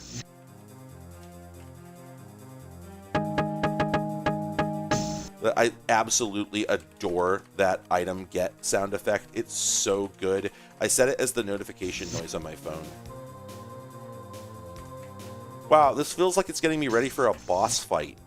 Which, I mean, maybe, right? Oh, wait, so is this actually a secret area? Whoa. Man, I don't like this area. I feel like I'm gonna get radiation. I mean, there are radiation warnings, so... Nope. Aw, man, that's really satisfying, and it's a hell of a lot more satisfying than any of the gunplay in Doom. Here's the thing about Bungie.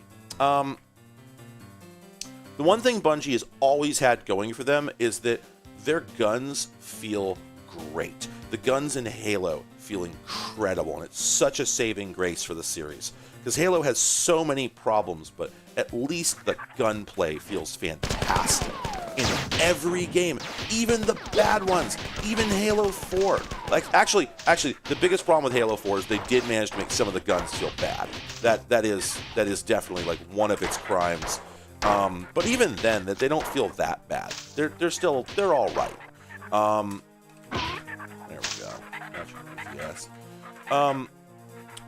Bungie just doesn't really know how to miss when it comes to guns, and it was true even at this point in time. Because I'm going to tell you something.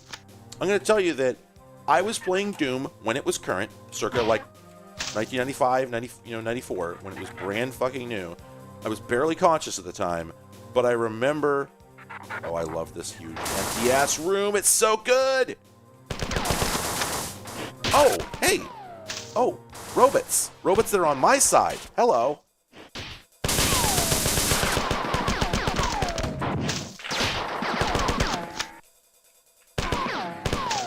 Keep an eye on my ammo. Oh, I got 13 clips. Oh, okay. That's not so bad.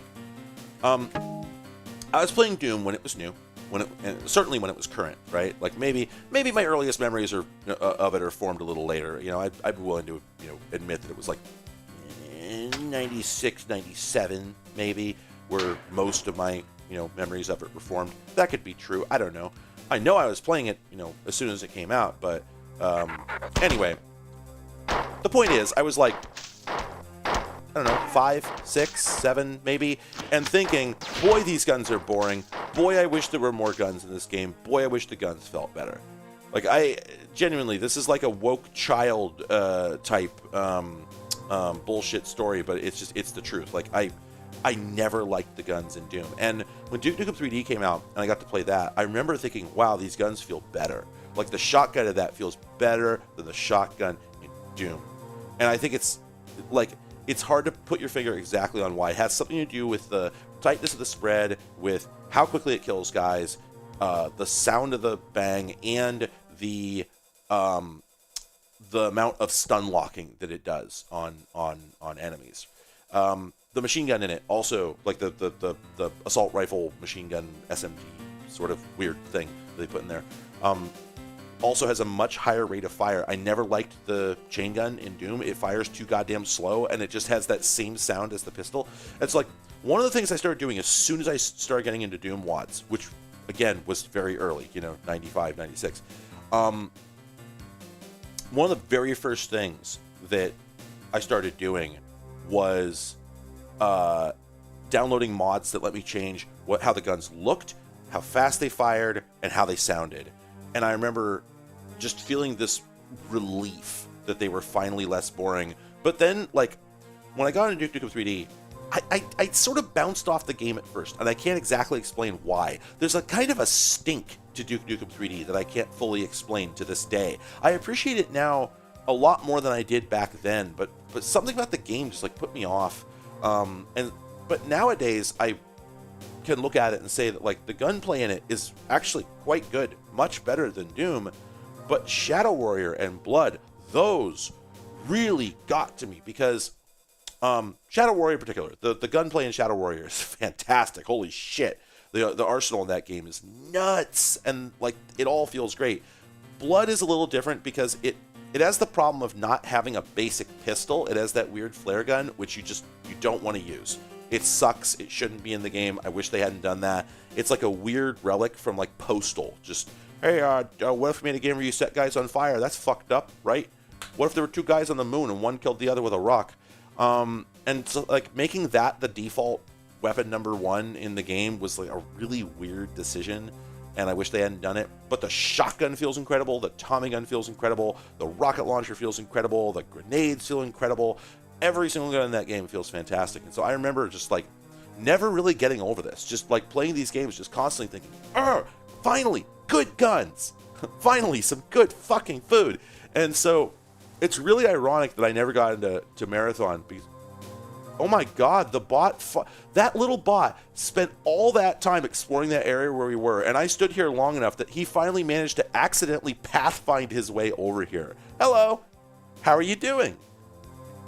What's up, bud? Are you just gonna... Well, you know what? I don't want to interrupt you, so I'm gonna... There we go. I'm gonna let you get to... Okay. All right. Have fun. Kill things. Oh, doggy? Wait. This is a problem because he could get me stuck in here, so... This is really funny. Oh my God, I have to wait for him to get all the way... This is an extremely funny problem to have.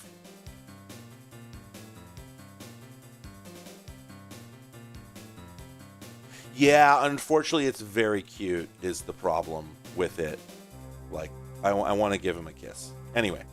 So yeah, like Bungie has always had gunplay completely on lock. It's one of their big wins. Let's talk to this robot. All right. For thinner, lighter humans, fairly adaptable to the environment. Why does Durandal know that there's a bunch of different clans of 4? Why does he know that?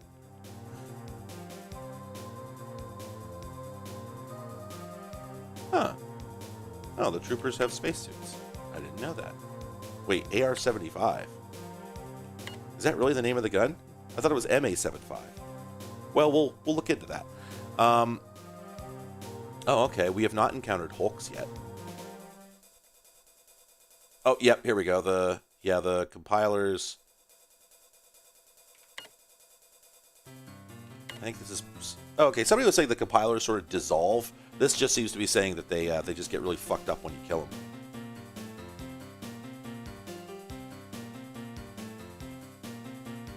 All right, very good. Yeah, it is. It's MA-75, so I guess they were thinking of calling it the AR-75 at some point. Never got around to going back and fixing it. Very funny.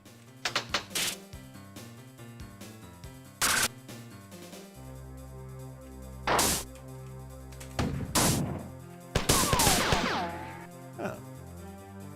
Oh yeah, that's right. They do evaporate when you kill them. That's right. Right, so are we expected to just hit these really fast? What are we doing here? Or are we playing lights out? Is that what's going on?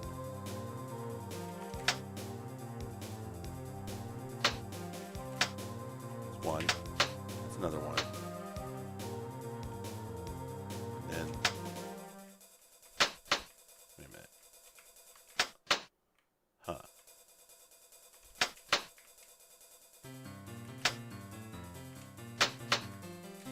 I feel like I could run through the middle there, but is that what I'm supposed to do? Well, I guess I'll find out, won't I? There we go. And hopefully that was the right call. Weird level, this one.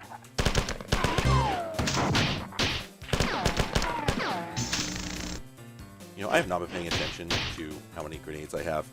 Okay, I have 3 mags of 7 each. Got it. Okay, what are we doing? We got levers here. Whoa!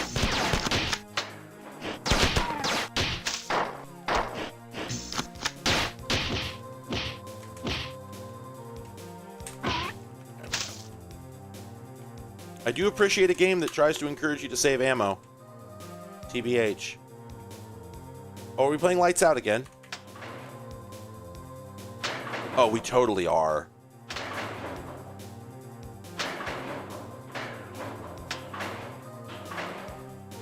Or does this just continue until we turn it off?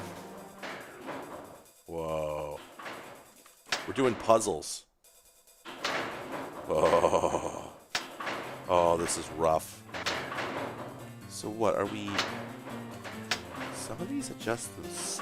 What are we doing here? You have to run. Oh, no. But I don't want to, is the thing. Can I not? It'd be great.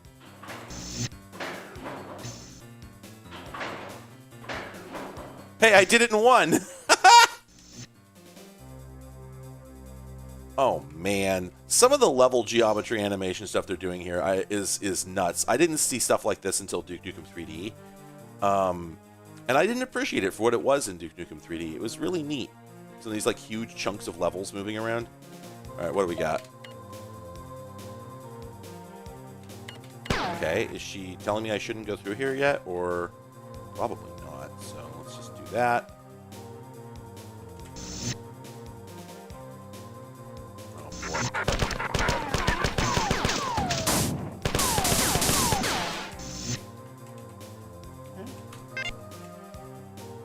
Alright, that was the first one. So I think this is the mission area.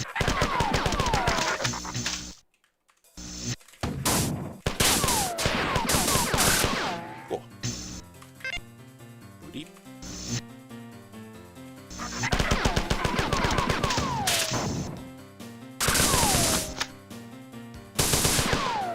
one of the coolest enemy designs. Just one that you wouldn't necessarily peg as science fiction at a glance, you know. So it almost feels out of place, but then you realize how fucking cool the guys are. The fucking static effect is so neat.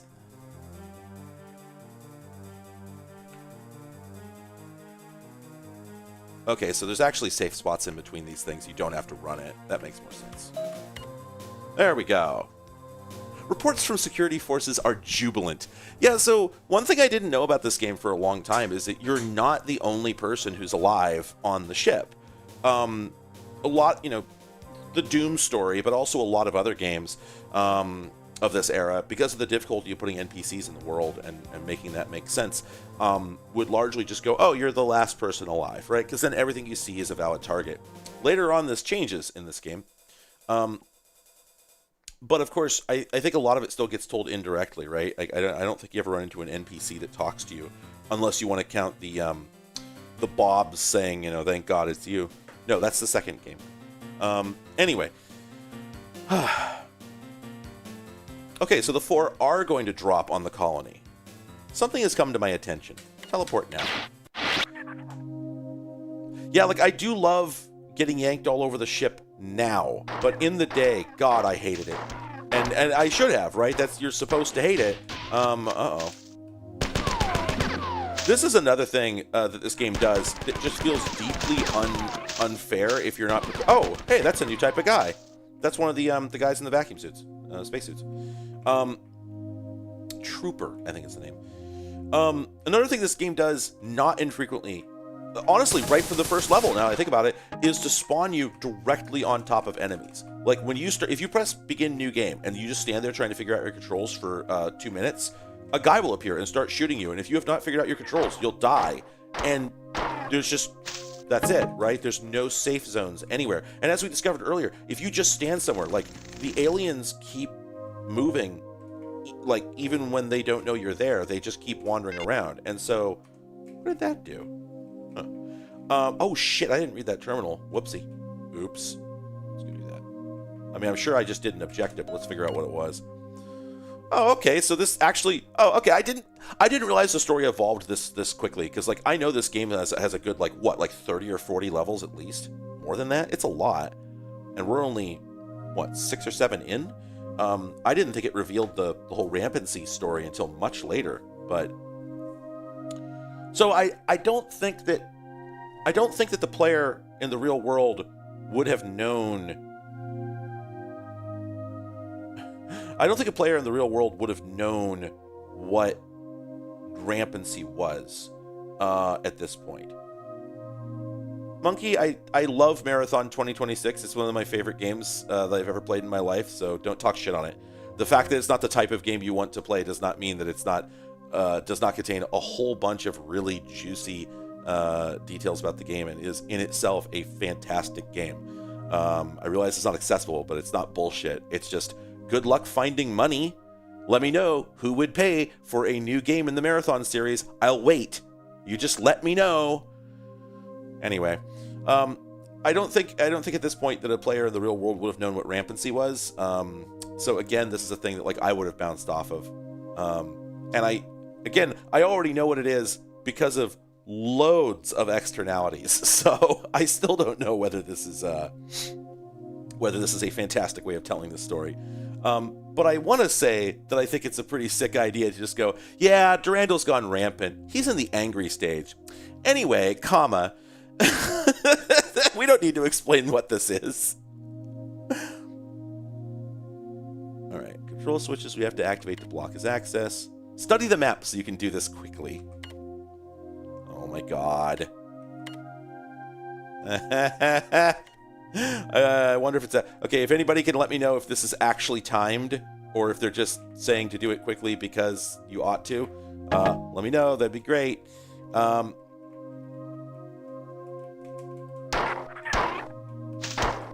I got lots of those things. Let's save ourselves some pressure.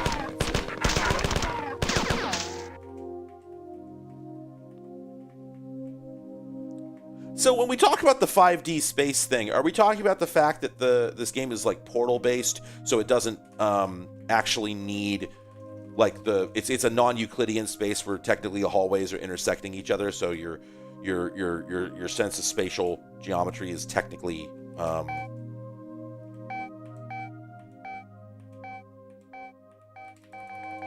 Oh, okay. Sorry. I hit the comma button and got that little bonk and was like, what the fuck is that? So I had to hit it a few more times. I guess that changes the volume. Oh, yeah. That's the sound effects volume. Oh, nice. Anyway.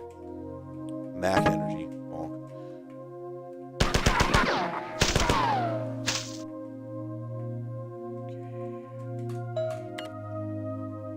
Cargo and resources in system transport. Monkey, there is absolutely loads of lore in the new game. Yeah, Marathon 2026 has gobs and gobs and gobs of lore, and it's actually really well written. Sorry, maybe you didn't know that. Like, it is gate kept behind a very difficult game, and I admit that is, I wish it weren't like that, but that is the game that they were able to get money to make, and what they did with it, like, story-wise, is honestly terrific in the context of this game and its legacy. But also, yeah, there's just shitloads of lore. You want some? I'll go read you some lore. Let's do it. Here, game paused. Let me go get, because I got crap loads of Steam screenshots. Let me see if I got something that's nice and innocuous.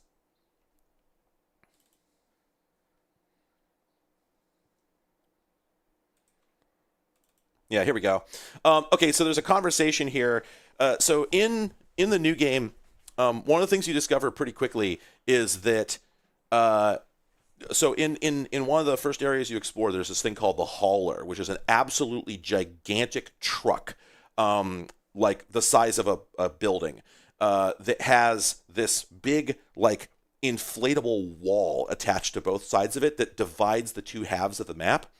So first off, so the story in the game, the story in the new Marathon, is that, yeah, exactly. Yeah, it's so well written. You actually like a fictional CEO. So, okay, I'm starting actually too late in the process here. So, in the new game, they have adjusted the timeline a bit, and we haven't figured out yet what this means, whether it actually is incompatible with the original Marathon, or if it is an alternate timeline based on one of the events of like Marathon Infinite, or what. But or maybe they are compatible. Who knows? The main problem is that the distress call from the Marathon that was received in the new game at Earth is different than the one that was sent in this game.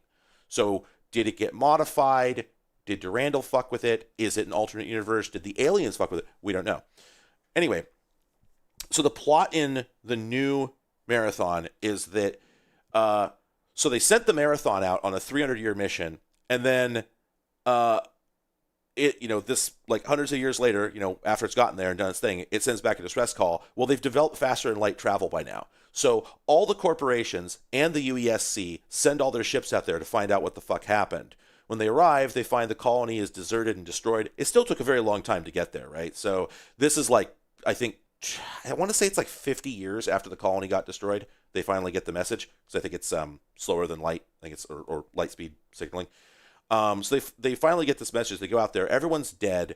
The Marathon is still in orbit, and they have to figure out what happened. So the UESC locks down the planet, but all the corporations feel that that's bullshit, and they actually have a claim to it, which of course isn't true either. They're all just acting in their own interests, right?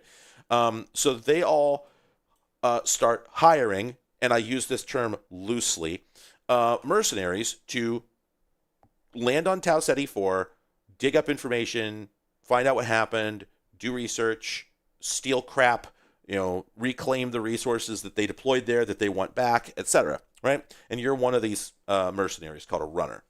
So the runners are constantly under threat from each other because they're in competition, and from the UESC, who are just constantly landing like cyborg, not cyborgs, like supposedly remotely piloted robots, though we're not entirely sure about this.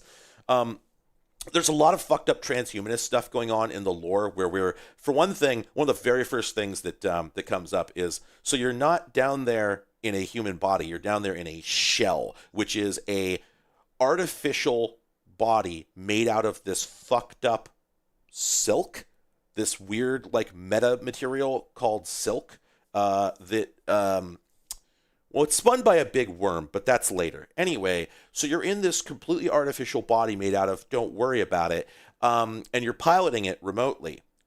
But, like, your consciousness is in this thing. Like, when your shell dies, it just yanks your consciousness back to the ship before, back to the corporation's ship in orbit before it can get wiped out. Maybe is the thing, because this is supposed to happen in the last like microsecond before you die, but if it doesn't, then they just reload you from backup. And so you start getting these questions of like, how often has that happened? Also, how long have I been here? Like, there's something in there about this being, wage slavery or debt slavery, where like, theoretically your runner is probably paying off a huge debt to the corporation, but like, if they can just modify your consciousness, then maybe you paid it off a long time ago. Right? That sort of thing. Maybe you've been doing this for a lot longer than you think. It's good stuff. Anyway, so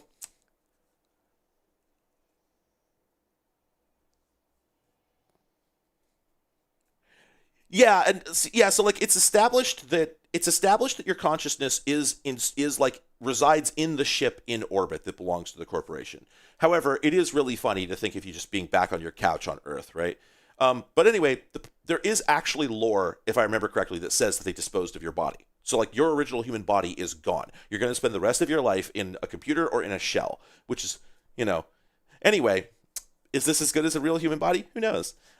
So, you're trying to figure out what the fuck happened on this planet, right? And a lot of the lore stuff that you dig up is, logs, diaries, recordings, etc. of things that were happening here. And so, there's one, for instance, where I picked this up. I thought this one was really neat because it's like a town hall meeting between a bunch of the colonists who are saying, yeah, so there's this hauler thing, this great big truck that they're using to like terraform the place. Oh, and there's that's right. There's one of the other lore nodes is the AI on one of the AIs that you're working for makes the observation that the hauler on the map that you find it in is in a canyon. And there's no way they could have driven it in there. So they must have flown this gigantic vehicle in using like 6 drop ships and deposited it in this little like valley, which means this is not normal behavior. Like, this is not normally how you would use this thing. So whatever the hell they were trying to do with it, they must have really been in dire straits to do something so costly and inconvenient. And I don't know why they did it yet, right? So that's a dangling thread I'm really curious about. But anyway, there's this citizen saying like, yeah, I work near the hauler and I've seen plants from Earth growing all over our excavation sites. So are we just allowing what we brought with us to invade the native ecosystem? And the response is obviously, corporate bullshit, right? Ecological balance is one of our top priorities, but there's some nuance here, so bear with me. Humans co-evolved with other organisms on Earth, from our gut bacteria to skin mites. We can't survive without them. The truth is, our presence has already changed Tau Ceti 4. By breathing the air and touching the dirt, we've introduced alien life to this ecosystem. We can't enforce artificial separation between what came from Earth and what's native to Tau Ceti. Life finds a way around rigid barriers. And the guy just responds, that sounds like a corporate excuse. Right? So, we got that going on. Right? Yeah, and why would Durandal have told you the truth about Tau Ceti, right? I don't even know what he told you, but why would he tell you the truth? There's just no reason. The guy lies like he breathes. He enjoys it, in fact. Let's see. What else do we have here? I'm trying to find the... I know I read a whole bunch of stuff that was relevant to the original game, but I don't know if I screenshotted any of it. Yeah, there's some Nona stuff, which is... that's good, but kind of spoilery. Okay, here we go. So there's one really heavily redacted document here that's just redacted, but it says something. This series of events puts it at This series of events puts us at great disadvantage to a Redacted, in addition to Redacted concerns aboard the Marathon. We know that Redacted initiated contact with Redacted, but we don't know why. So they are, in fact, talking here about, they're still talking about trying to untangle what the fuck was going on with Durandal, right? And so this is stuff that is being written as the events of Marathon 1 are occurring, right? So yeah, to answer your question, yeah, there's loads of really juicy Marathon lore in the new game. The decisions to, I think there's probably a lot of people, and sorry for going off on you, Monkey. I assumed you knew this, but maybe I shouldn't have, so I apologize. But I can't blame you particularly because, yeah, when I saw the new game, when I saw the trailers, I was like, oh, so this is what they're doing. They don't give a shit about we don't give a shit about the lore. They're just like mining their old IP. It was not until the game came out and I played it for the first time. Like I bought the game for reasons, and played it and was just immediately deeply embarrassed at how harshly I had judged Bungie. Which, I mean, who can blame me, honestly, because they've just been shooting themselves in the dick for years at this point. I mean, what they've done with Destiny, what became of Halo, their total inability to actually finish the Halo story, for Christ's sake. I did not think that they had anyone left there with a brain in their head or their head on their shoulders. But as it turns out, like, they still have the juice. Holy shit. I will never know, we will never know, I suspect, whether everybody at Bungie actually wanted to tell this story this way, or whether it was just pressure from Sony to make, the newest genre. But having been given... No, I know, Emma, but they were also bad with it when they were in charge of Halo. They never handled Halo well, is my point. But anyway, whatever the situation is with why they made the game the way that they did, even if Bungie were compelled by external forces to make the new Marathon a extraction shooter, if that was not their decision, they still looked at that and said, well, fuck it, we're going to make the best extraction shooter that's ever been. And then they did. And they must also have said, we are also going to tell this story that we have been dying to get back to for 30 years. And then they did that too. Like, within the confines of the genre, they are doing just a bang up job. It is nuts, the full court press that they're putting on. Now, the frustration here is that the way the story is being told is very spotty. It's not linear at all. You can miss lots of it. And because it's a live service game, while they swear they are not going to vault shit like with Destiny, we can't be sure. And also, in order to get all of the lore, you would probably have to smash your face into the game sweatily for a good 400 hours, I suspect. Unless you just got really lucky or just really good at it. Maybe not 400, probably more like 120. But anyway. So, all this to say that I think what you should really be excited... Like, if you don't want to play the new Marathon, I fully respect that completely. It is a lot. It is not for everyone. I wish it were easier. I wish there was a campaign game based on this. Whatever. However, when the lore dump videos come out, get on that shit, because it is not watered down. You're going to have a blast. The stuff that they are adding to the story here is juicy, okay? And when it gets summed up, it's going to be like Dark Souls lore. You're just, like, there is a coherent story there. It is super tasty. You're going to enjoy it. Yeah, Elfie, I have news about you. Not news about you. I have news for you. Cryo Archive is fucking cool. Holy shit. I've been, and it is just nuts, like, what they're doing there. It's very unsettling also. Do I have a lightly spoilery screenshot I can share? Because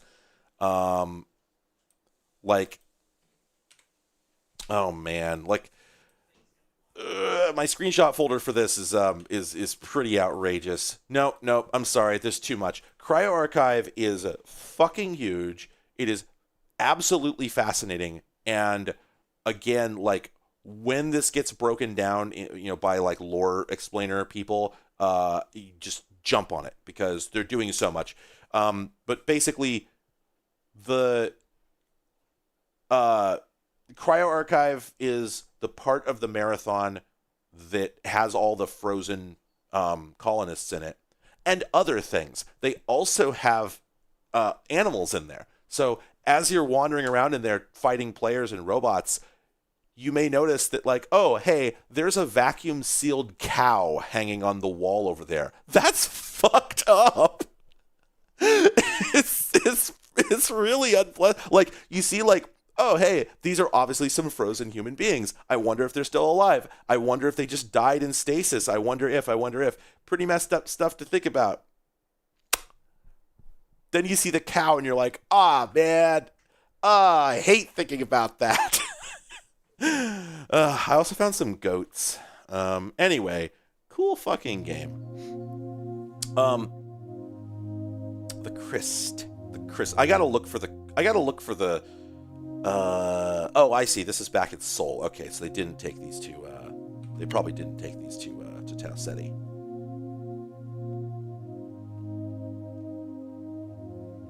God, this is great lore. Like, I don't think any of this is relevant to what we're doing. I think it's just good world building. Oh, okay, yeah. Oops. It is good world building. So they built these big cargo ships for taking resources from Earth to Mars, and then they just stopped doing it. And then the Mars colony just collapsed. Oh no.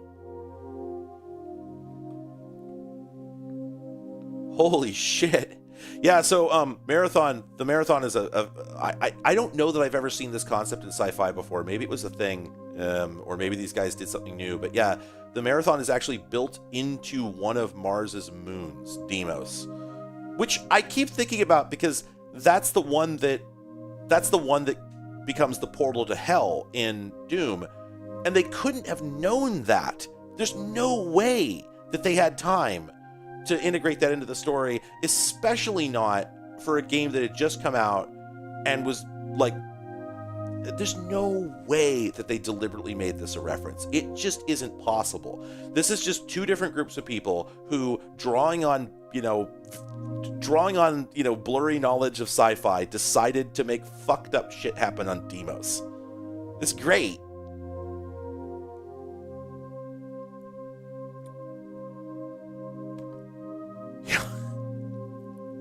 Deimos is the cooler name, don't get me wrong.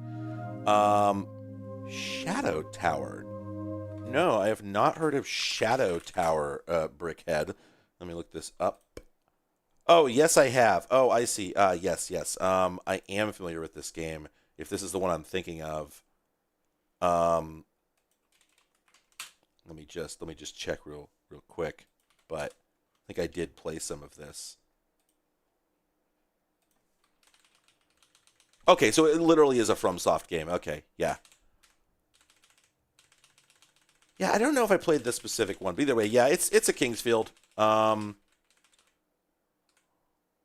Which are all cool, but like I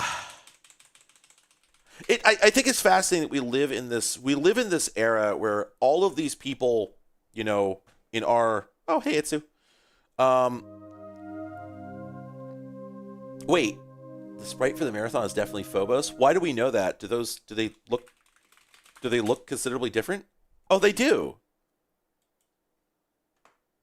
That's really funny. I think it's really fascinating that we live in this era where all of these people in our collective generation found out about Kingsfield, grooved, like 5 to 8 years ago, grooved on it, and then finally went, no, I'm sure I can fix it. I'm sure I can make it good.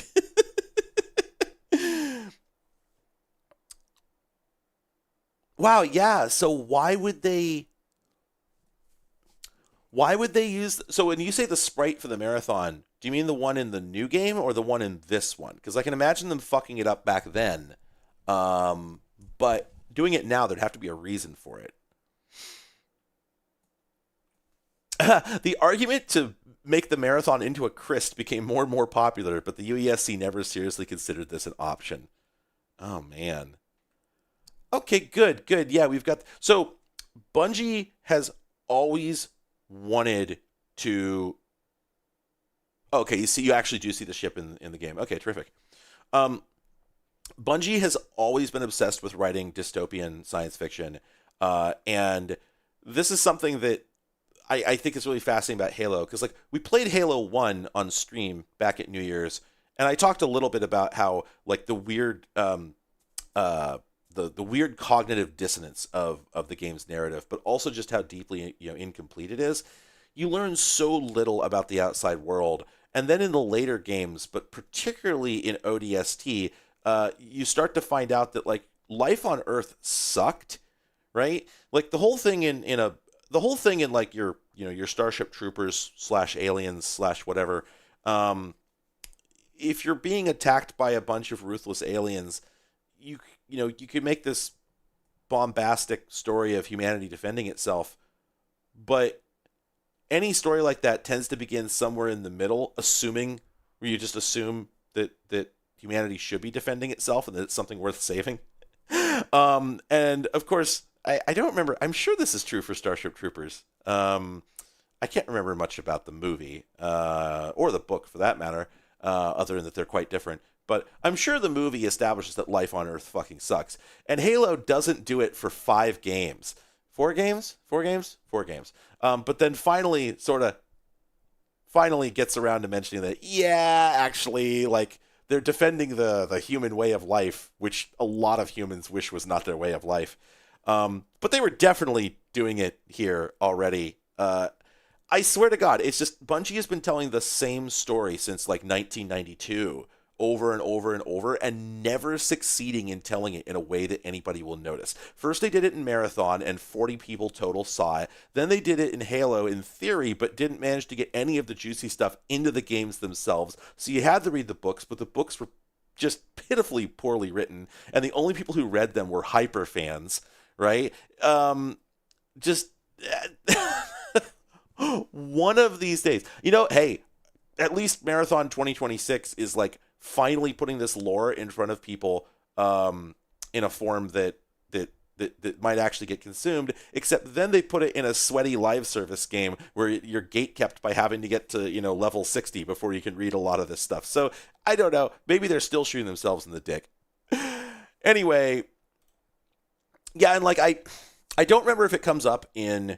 I don't remember if it actually comes up in the text of Halo Reach, but I do know that like the very first Halo book, the first Halo novel, the one that came out before the game, Fall of Reach, actually does establish that like the Spartans are monsters. They are oppressive super soldier cops whose purpose in existing is to crush rebellions by human colonies. So like they suck. And I think it's really funny that this is just not mentioned in any of the games, and thus 99.99% of Halo players have no idea that that's the lore. That Master Chief's previous job was killing people who wouldn't comply with, the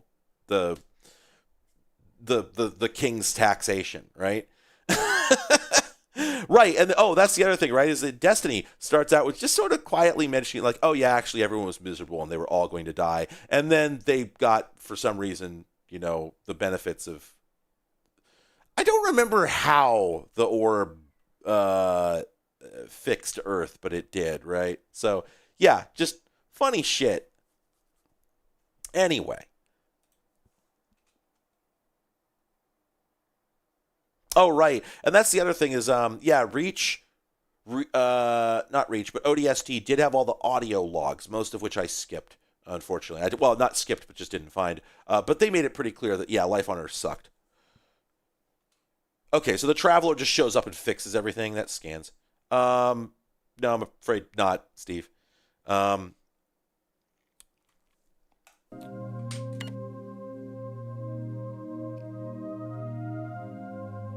Yep, Mars was left to decay. I don't know, that seems...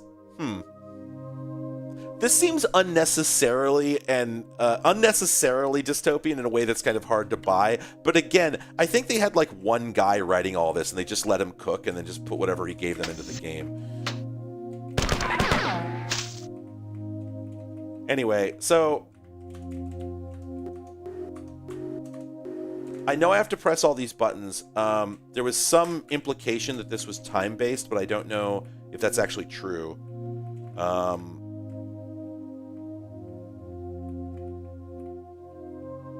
And...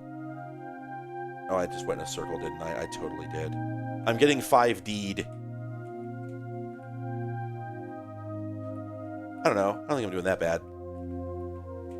It helps some that I have a, you know, mouse look and a modern, you know, super high DPI mouse configuration, so I'm just able to very quickly survey each of the areas that I entered. Oh, I see. That didn't get me anything, but I'm very proud of myself for doing it. Oh, boy. Twisty, turny passages, all like... There we go. Wait. The troopers also have machine guns?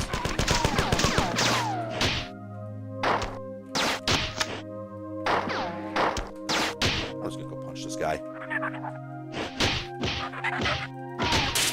My gambit worked.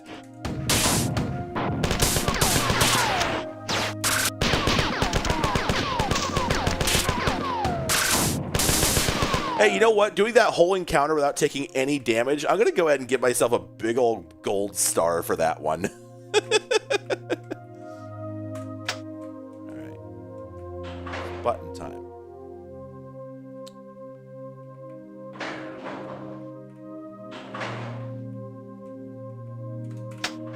Love the atmospheric music.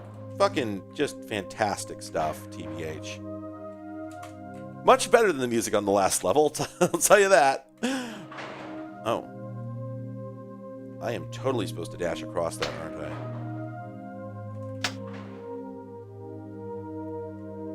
I? I am familiar with Pathways into Darkness. I just bought a boxed copy of Pathways into Darkness for $20 on Facebook Marketplace.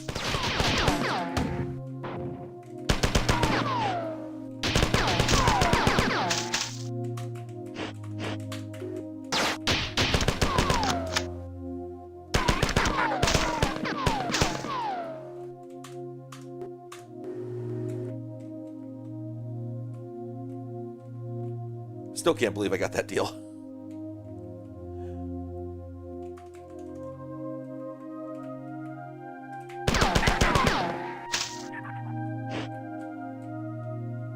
Hello, you can come up. I see, I see. Me talking to either a cat or a compiler. Yes, you can come up. You can come up.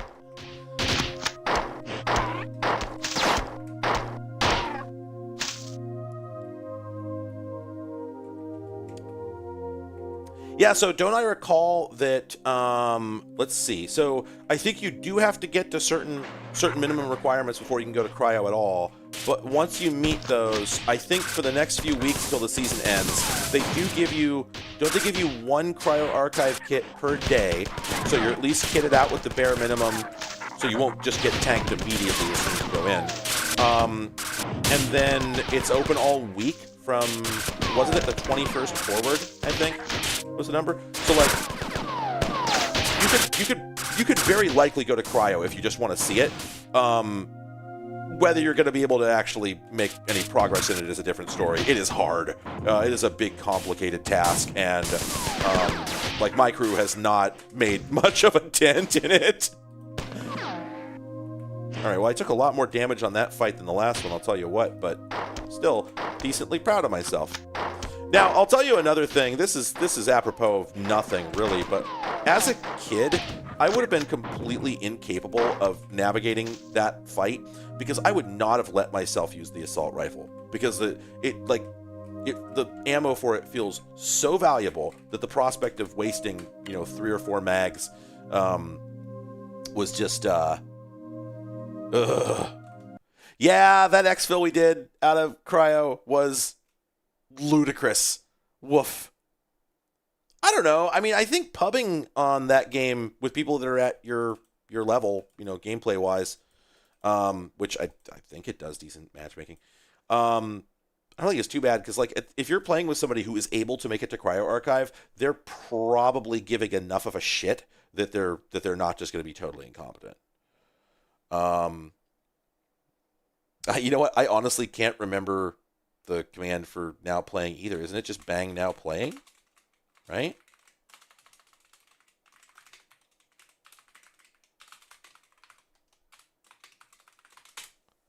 Here, let's see. Is that it?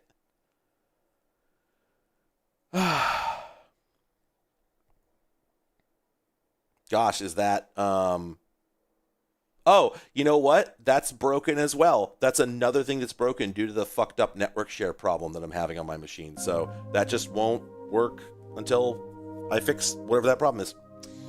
Anyway. All right.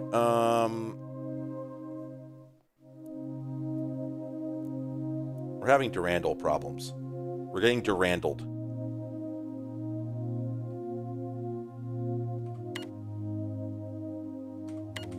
Okay, so is this one gonna meet the first Bobs, I wonder? Yep, theoretically.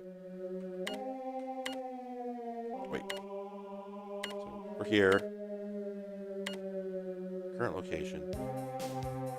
We want to go up and hang a right to get to the pattern buffer. I'm not gonna remember that.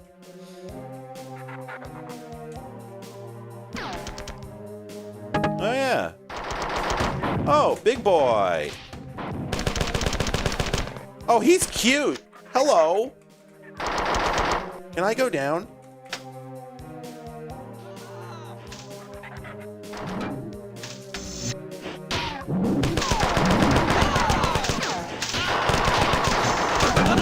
Oops, shit. Well, I just killed a bunch of humans. Oops. Oh, they die easy. Oh, those the Hulks. They're really cute. I want to give them a hug. This keeps happening with Bungie games.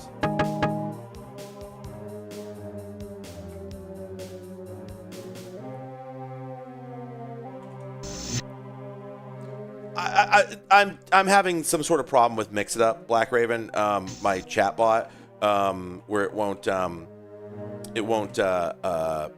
talk to my Windows network share. It's some sort of weird permissions thing.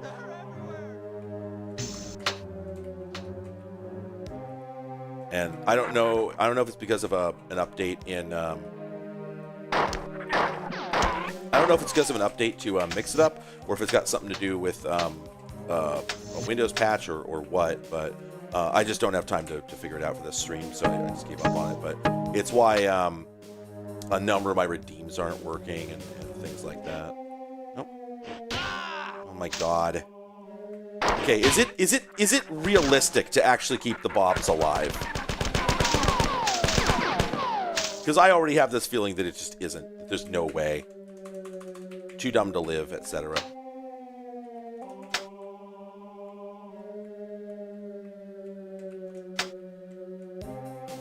Not sure what these switches are doing. Those elevator controls? Well, that one isn't.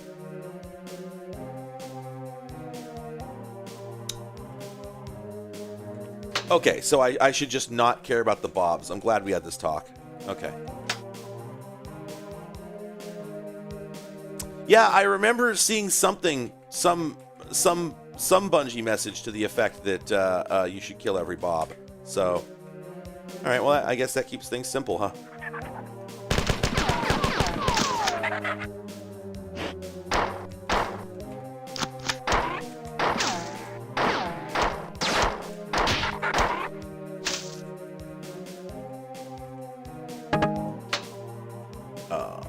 Okay. Oh, hello. Oh my God, they're so cute. What do they do? Do they just punch you? They just punch you, don't they? Wanna come down here, bud? No? Okay. Well. Oh, he's probably gonna go down there. Yep. Okay. I don't want to fight him. I don't have to. Okay, it's the VidMaster challenge. All right, yeah. You just come over here. I see no reason to fight you, so I'm just not going to. It doesn't get me anything I want. No, hang on. Can you just, thank you. Yeah, just stay over there. Why am I going back down here again? There was a reason for it. What was it? What? Ooh,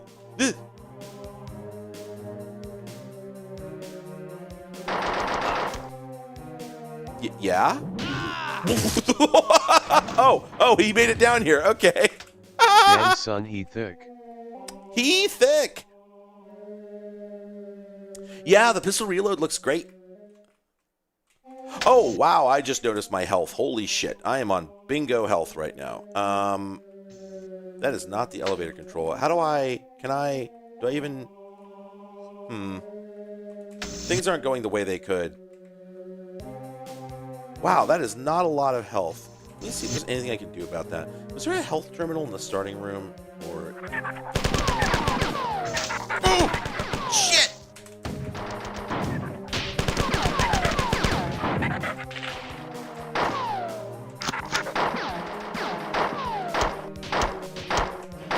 Come on. Whew. I remember this game being... I remember people talking about this game, I think, fairly recently, as being utterly and unreasonably, punishingly difficult. And I don't really find it that way at all, and I'm not sure if this is due to... I don't know if this has anything to do with how Aleph 1 changes the way it plays, or if this was a Marathon 2 complaint, or what's going on here, but, like, when the game is tough, it just feels like a tough game, and I like those. But it doesn't feel shocking, appallingly difficult, I've played games that were unplayably hard, that were just broken, and does not feel like one of them. Can that guy get through that little tiny doorway? It gets me really funny. Oh, so there's a difficulty setting? Shit, I didn't even know. I don't even know how to tell what difficulty I'm on. Am I on mega fucking easy, do you suppose? Well, I guess we could find out, huh? Save. Yeah, maybe that's what's going on. Maybe I'm just on turbo easy. Preferences. Difficulty normal. Okay. Well, there you go.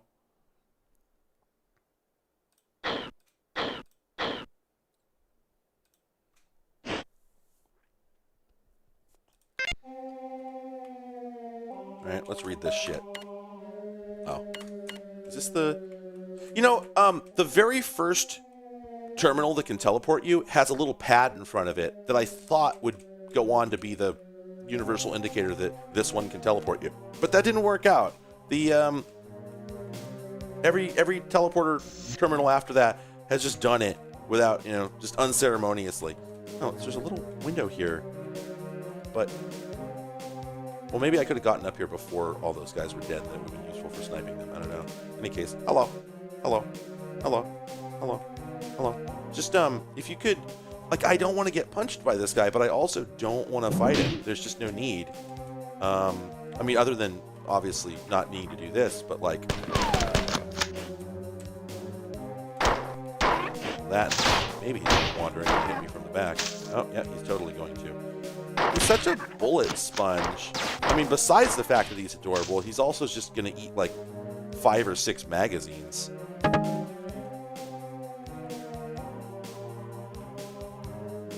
guess we'll go up here. I guess this is why the game eventually gives you the second pistol. Because then you can put out a lot more... because, like, the Magnum ammo is a lot more common... and I assume it hits harder per bullet than the assault rifle, but you can't fire very fast. So increasing your rate of fire with that ammo does seem like it would change the game quite a bit.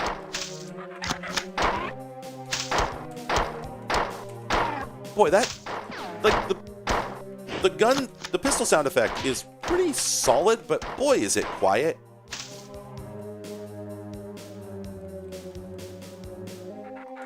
Oh. Well.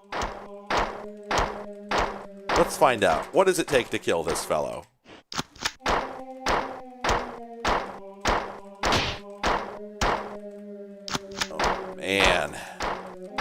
2.5 mags. 3 mags. Okay, it takes about 4 mags to kill that guy. All right, now we know.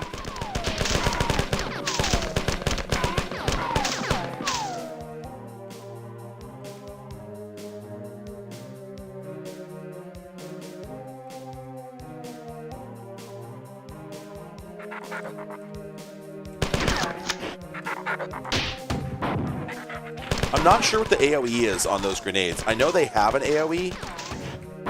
Oh, yeah, definitely. Okay. So I'm not wasting it. Oh, hey, a Bob. Sir. Thank God it's me. Wait, so is there actually a requirement to rescue a certain number of them like it says? Or, like, if they all die, does it just say, well, they all died. Guess we'll just move on anyway.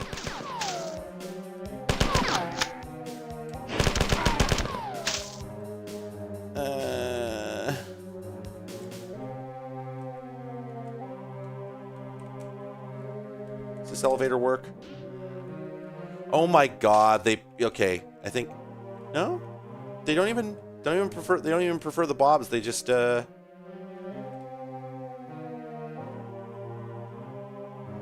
No, Bobs are the humans. Stands for Born on Board. They're the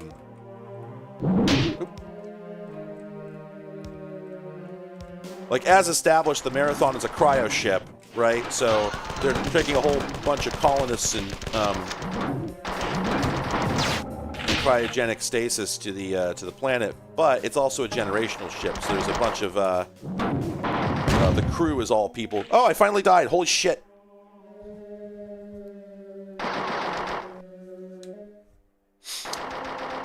Well, yeah, was the cryo thing there in the beginning, or did they add that in the new game? I guess I don't actually know that, now that you mention it.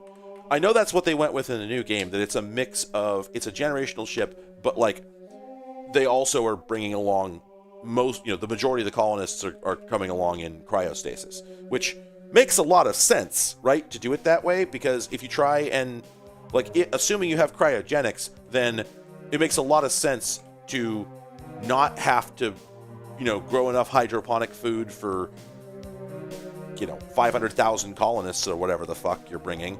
But you still need some to run the ship. And so rather than wake people up and put them to sleep repeatedly or whatever, you just have a ongoing, generational crew. The thing I always worry about with that is just like, what if they don't like each other? So the reproductive rate isn't so high.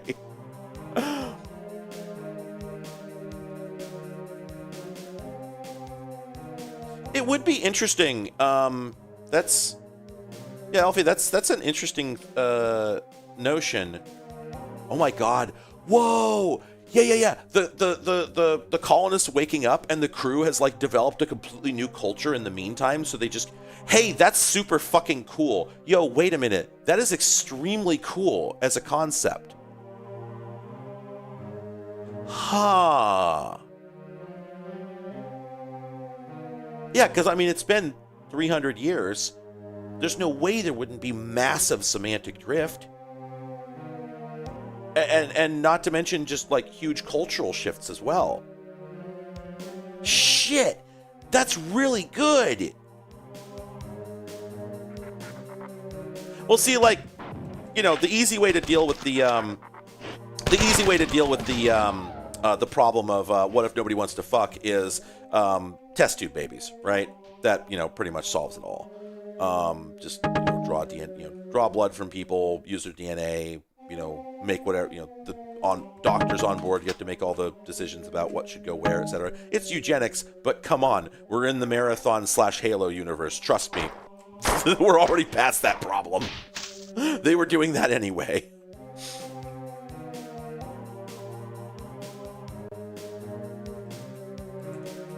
Oh, so that is an airlock.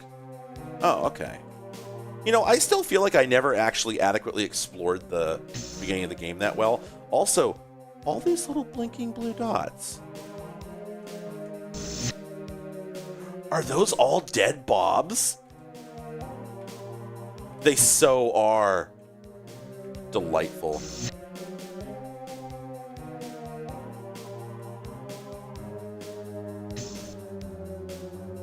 I have absolutely no doubt that this idea has been addressed. There was also what was it? We were talking the other day. What was the idea that came up? Oh, right. You send out a generational ship that's going to take 300 years to get where it's going. But then 100 years later, humanity develops FTL and just overtakes them and gets there first. So when the generational ship arrives, they find a fully colonized planet. Everyone's just like, "Oh, you finally got here. Hey, what's up?" Yeah, we solved all the problems and cleared all the challenges. You can stay if you want. Huge dick move. Oh, hey, hello. Aren't you the same one I was dealing with earlier? You know what? I have 15 mags.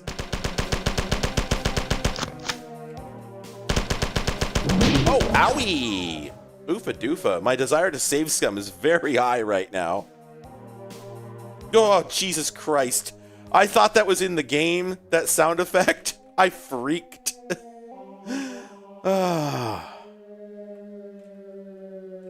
Alright, I'll admit, I'm at the point where I'm a little turned around. I would love a healing terminal. Oh, I'm dead. There we go, thank you. I'm still... That opens something. But I don't know what.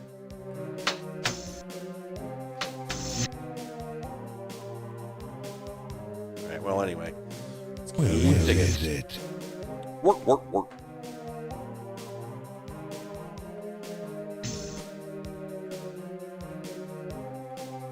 I mean, I don't know.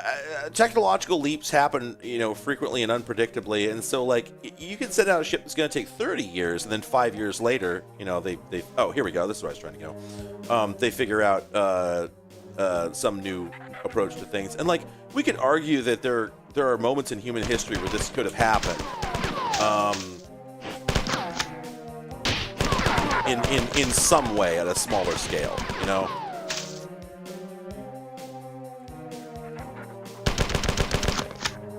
So,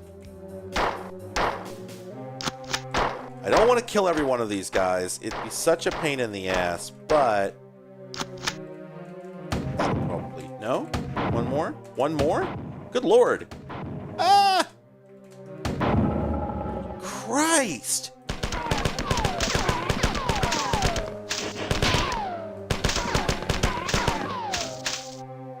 Oh, man. I'm being so judicious with my ammunition. Like, whenever the game does give you ammo, it just pours it on. It feels like. Like, I keep looking down and going like, oh, shit. I have so many mags for the assault rifle.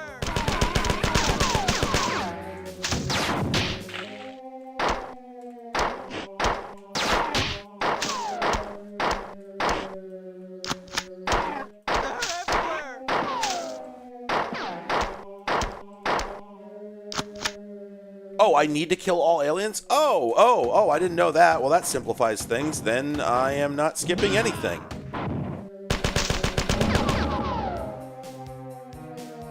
Shit, I wish I'd known that earlier. How is that not a secret door? Doom reflexes.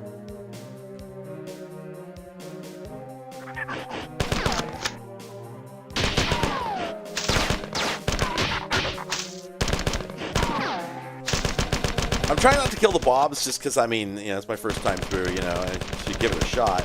And, boy, it's tough. Oh, that... I did not want to get hit by that guy. Woof, that's a lot of missing health. You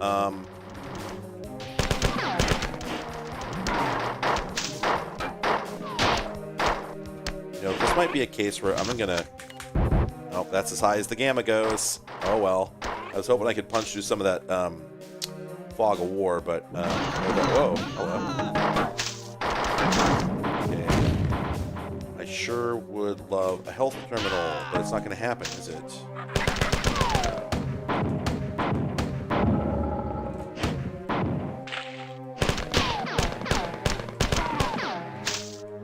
Big boys, damn!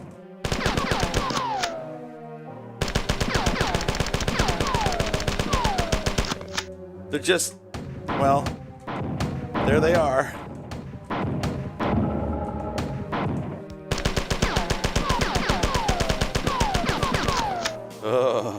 Well, definitely wore him down. There was an elevator on one of these edges. Was it this one? Yeah, it was this one. Right? Right? No? Okay. Oh, hey, ammo. Okay, there's one more guy down here. It sucks that they don't turn around and attack you. It sort of makes you feel like you're fighting something that doesn't even know that it's fighting you. I don't like it. The vibes are rancid. Then, like I said, I didn't want to fight these things in the first place, so it's already established. Okay. I'm on so little health. If I get hit once, I'm probably toast. Oh, jeez.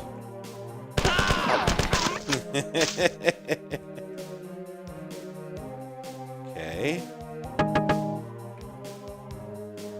Yeah? Whatever you got back there, I want it. Am I going to have to shoot you guys? Like, what's going on here? Hey.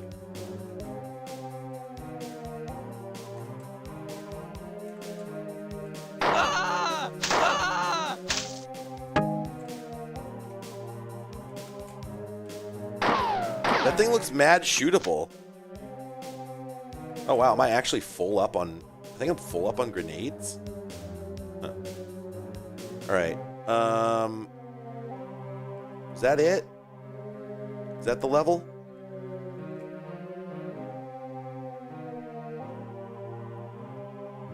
There's a health terminal back in the stem of the... Okay. Hopefully I don't encounter, like, a dangling fellow on my way back, but, like, boy, I did not see one anywhere. Yeah, I really do want to heal up before I go. Look, it's the future. Everybody wears spandex. You've seen Star Trek.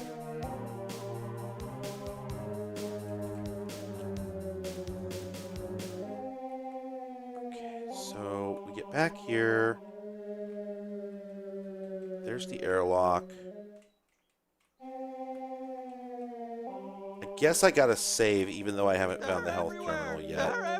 That, I think, is the end of the level, so we don't want to touch that yet. There's no... Wait, is there a health terminal over here? Oh, finally. Oh.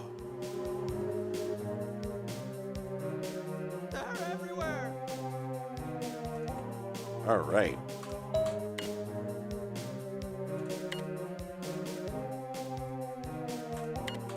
Oh, there we go.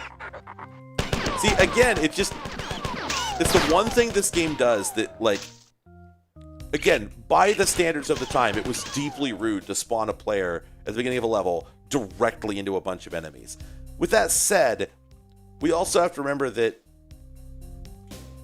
because the game doesn't have a save system that works the way other games did, it's not like you didn't have an opportunity to learn from that and anticipate it when you respawn, because you were gonna respawn at your last save position, which really by all rights should have been the previous level, where you had the opportunity to correct some of your go off and try and find the health station, right? Like I just did. So it's not really as bad as it seems. However, Christ, is it rude? It is rude.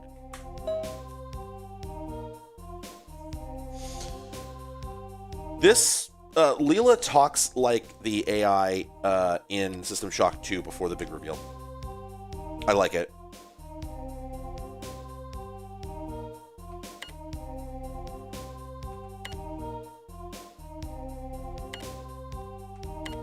Alright. Gotta go close some doors. Seals and stones. Got it. And a sourdough jack. Oh man, I would murder a sourdough jack. I would kill it dead. Itsu, what are these bugs called? I like them, but they haven't been named yet.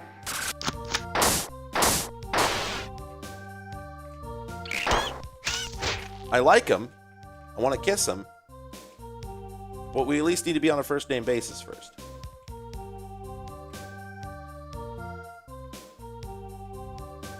You see, I just assumed you would know.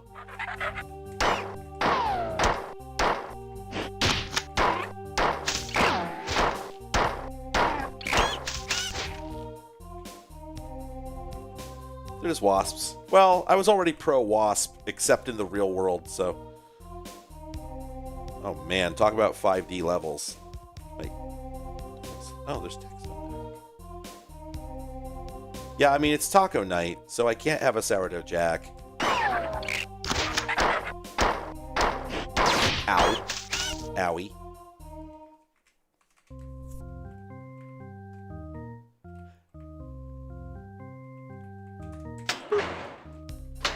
I see. What are we... Why did we... Now...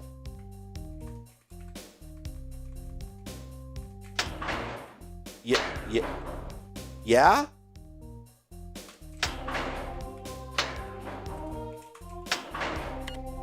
Yo, but why though?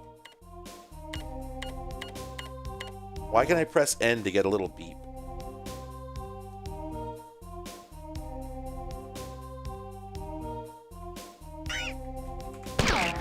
Crap. Whew.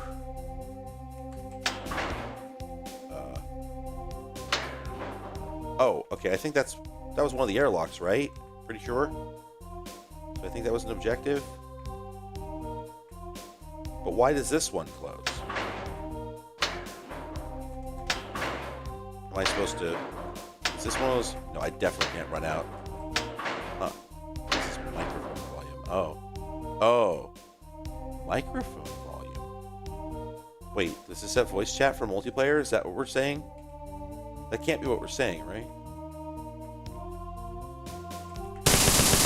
Whenever you come across a compiler and they're just chilling, it's so disturbing. Every time it happens, I'm just like, I don't like it.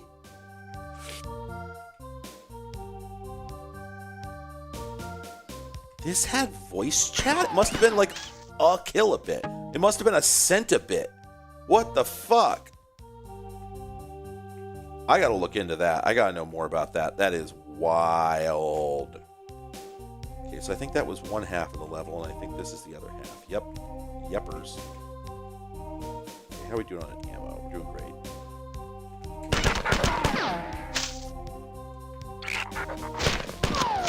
God, this thing.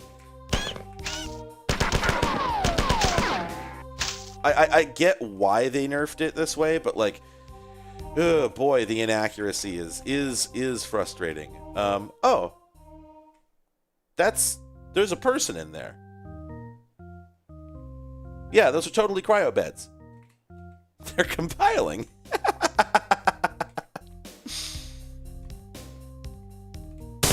Oh, that's a new one. That guy was purple. Trace prohibition compensated. Trace prohibition cellar door. We're getting into that Durandal bullshit.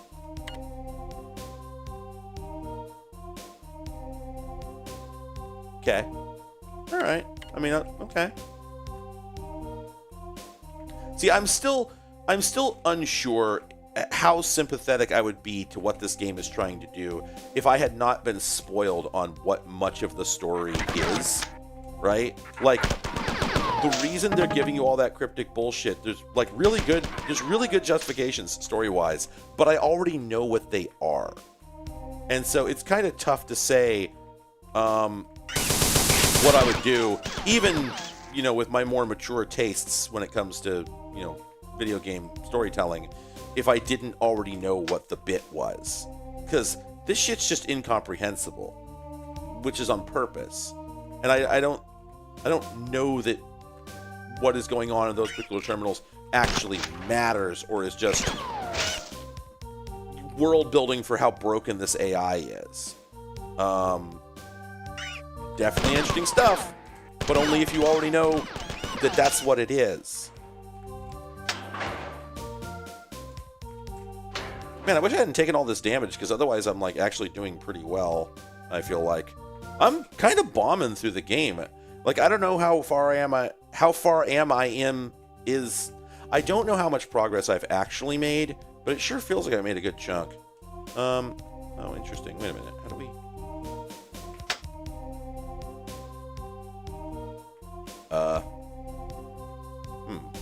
Intriguing. An impasse. How do we... I can't grenade jump it. Oh, there's an evelator somewhere that I missed. What the... What? How? What? But... Where did you come from?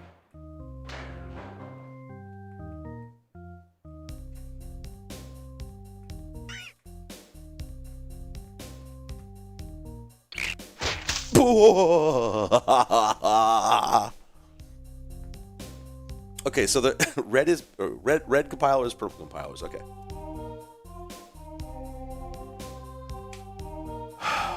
All right. Great music, by the way. Doesn't the game only have like 6 tracks or something? Oh, I'm dead. I'm trying to think. I don't think I've seen a health terminal so far. He says. That's really funny. Are these on the map? No, but you can sort of infer from the little divot in the wall. Let's go back and drop a save. There we go. Oops.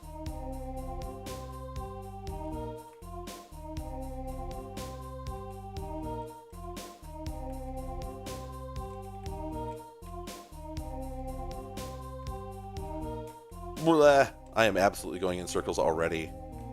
This is definitely one of the okay, this, yeah, that was the first airlock I closed, right? Yeah, so I think I'm done in this section already. Yeah, here's the little pointless trap yourself room. Okay, I think what I did next was I made it back to the central hub, which should be over here.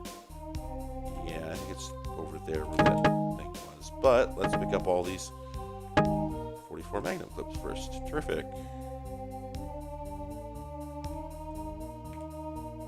Wonder how many of the levels actually have more than one. Oh.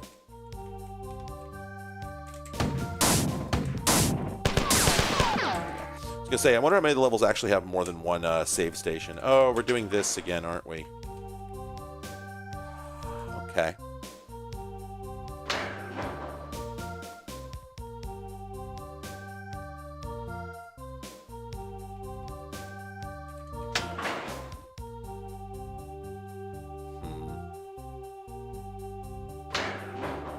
Are you having a piss of me, mate?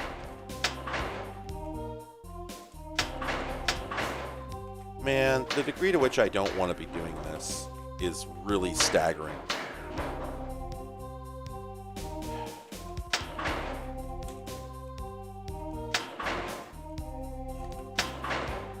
I'm just going to keep doing this until it works. Oh, almost had it. Well, insofar as... Yeah, because, like, all I really need to do is... That's that one. Oh! Wait, you can... Oh, you just need to build the stairs? Oh, okay. That much I didn't know.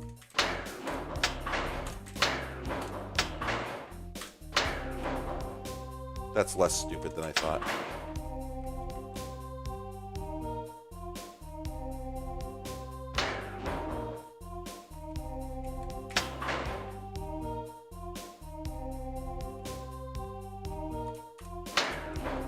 That's too far. You know, I said this is less stupid than I thought, but let's be clear. It's still really stupid, and also I just... Oh, man.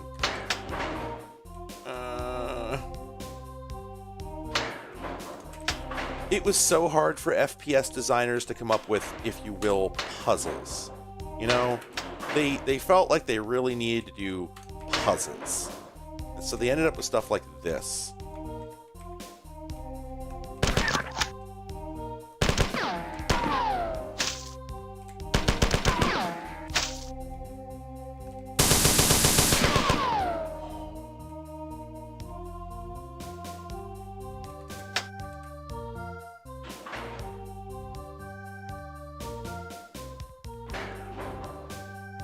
quaternary doors. Oh yeah, there are quaternary doors.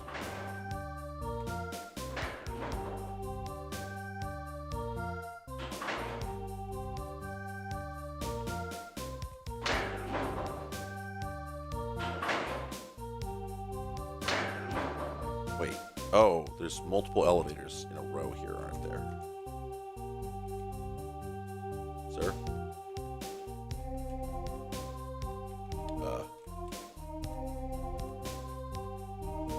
Oops.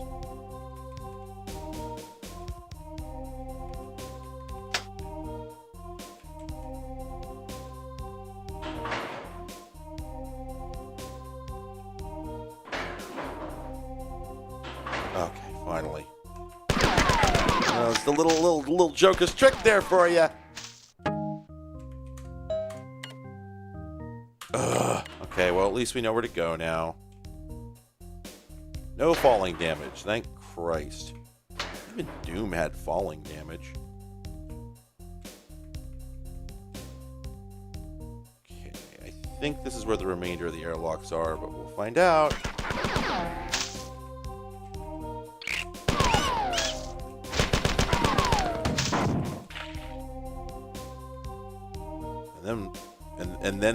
And then we'll figure out how to get ourselves unamontillatoed once we're done, because I still have no idea how I was supposed to get out of that section.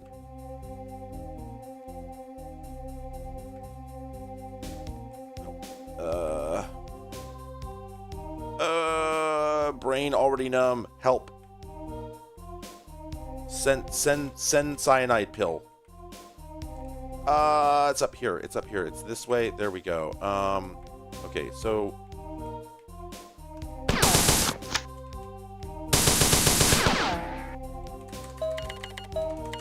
read that one.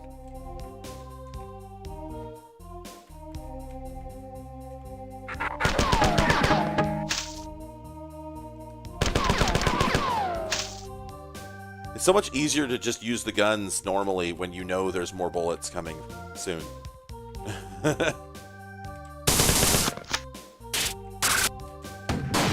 Get compiled, loser. Yeah, sure, I'll save.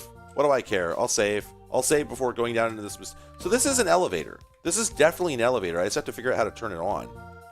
Which, I mean, I knew that, but still.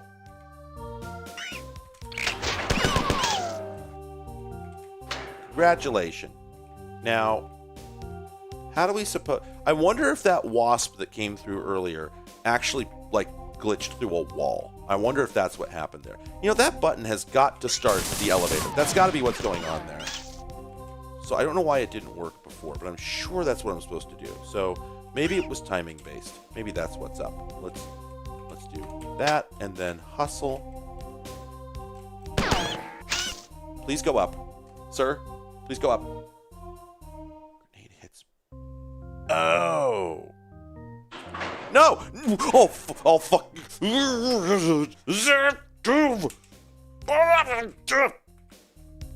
Is this what we're doing?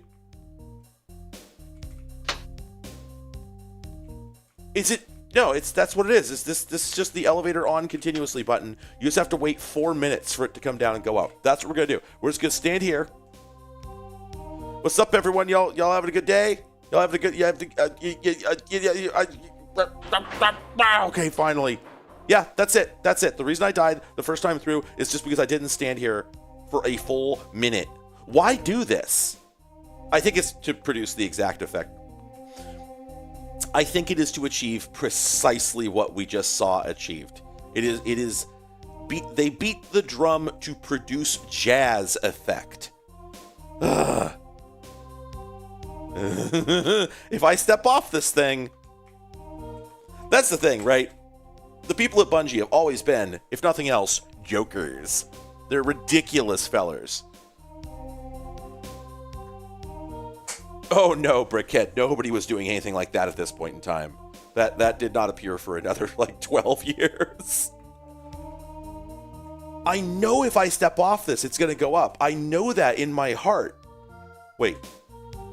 Huh? We do a little trick? I'm going to lose my mind. I'm turning into the Joker right now. I'm looking down and like my hands are turning, like I've got, you know what? I can't think of any jokes about like the way the Joker looks other than damaged. This is ridiculous. I know it's gonna, watch this. It's gonna go up. Okay. Okay. I'm sure I didn't need to do that. I also suspect that I don't think that hit the button. No! No! Oh! Oh! Oh!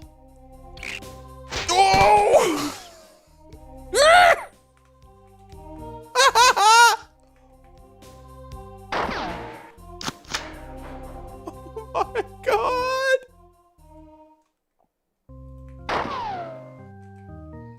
I'm standing here for 15 minutes. I'm gonna listen to. I'm gonna put on like Metronomy's Love Letters and listen to the whole album.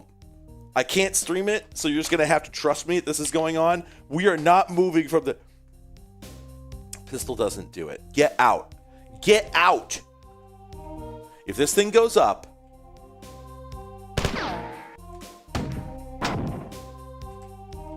Okay, that button is pressed.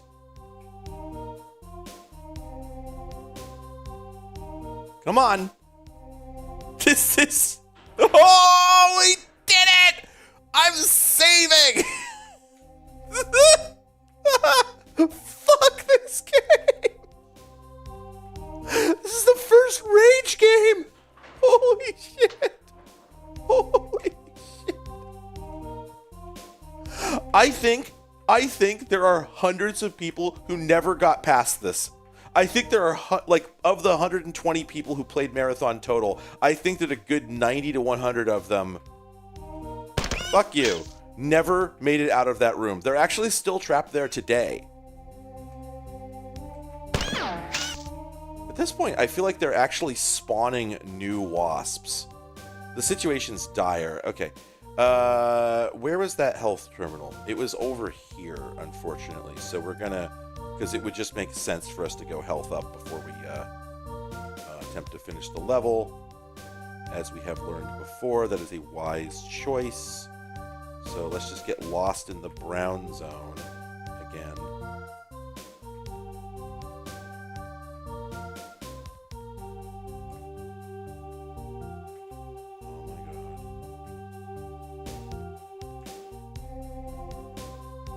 Like, I know there are more efficient ways to explore a maze. Okay, that's the save, and then I know the healing station is very close. It's like here, I think. Beautiful, and then we can go back, get the save again, then escape. Which, as I've learned from the new Marathon game, will make me God. We did it. We did it. We're so back. Thank God this game has no stamina system, right? Let's navigate another incredibly stupid elevator. Ugh.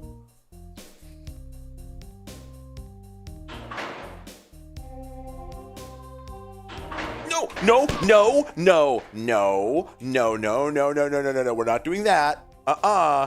Holy shit.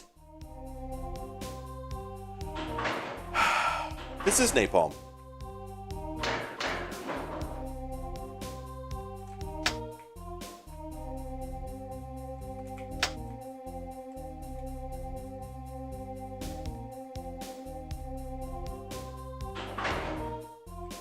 I'm gonna scream.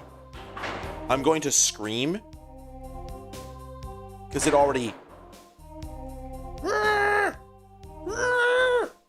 Wait. Oh, I did it. I did it. I did it. I did it. I did it. I did it. I did it. I did it. This game doesn't have crushing ceilings, right? It's not going to do that shit. Go up. Go up. Go up, sir. No. No. You're kidding. You... Up! Uppies! Okay, alright, okay. I'm going to burn the building down. I don't want to find out which of these buttons does what. I don't want to do that. That's not a video game I want to play. You can't do this to me, Bungie. You can't. You criminals. This is, as Jeff Gerstmann would put it, diabolical. No! I almost!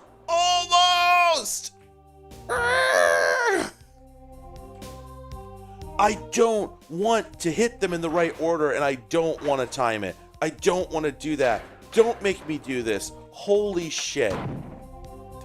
I'm gonna reload now. Well, first I have to figure out which button does which. Okay, so the button on that side lowers the inner one. Okay. I took a grenade to the face, so we have to do this again.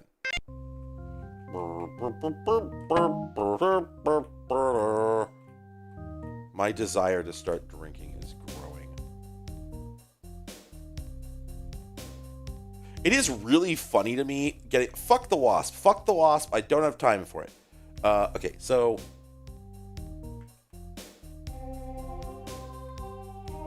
we hit this. Then we go over. Beat. Hit this. Is that it? Is that it? Did I did it?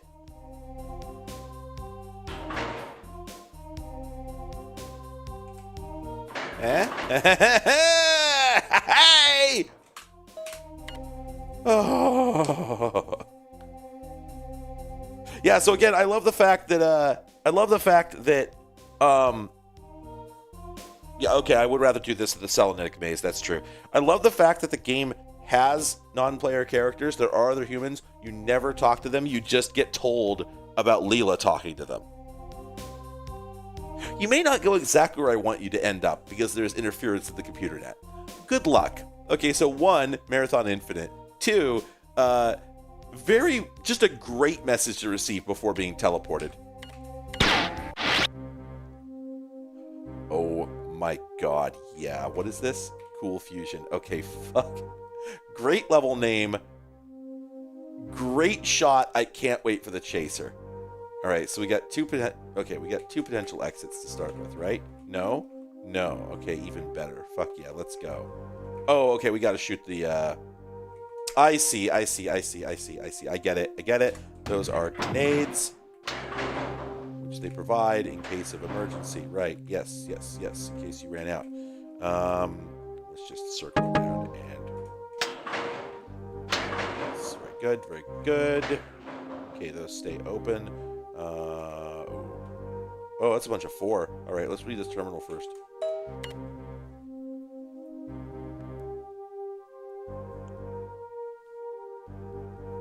The G-Force Sunbathing Landing Station. I did see somebody mention that. Hey, I think something's wrong with Leela. Additionally, I like how they're still calling it the AR-75, even though that is not the name of it. So they must have written all of these. And then, I don't know, maybe they got worried about Armalite getting mad at them?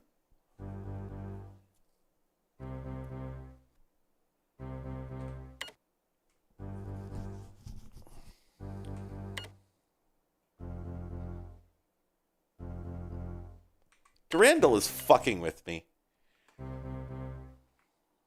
Yeah, exactly. The level starts out with a very strong tricks and traps energy. I was thinking exactly that. Good pickup. Just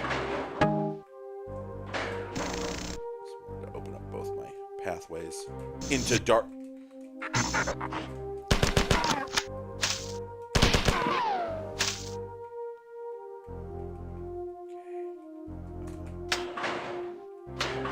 2x. Wait. You know, I almost didn't pick up what that was telling me. I came very close to missing the message that 2x was telling me. All right. Oh, that was a really good lob. Yeah, bud? I was extremely pleased with that lob. Hey, there we go. Finally. Now, see... This tells me that the first game that I saw was not Marathon 1. It was either 2 or infinite, because I don't remember the fusion pistol looking like this. It was the blockier one that appeared in the. I think it was 2.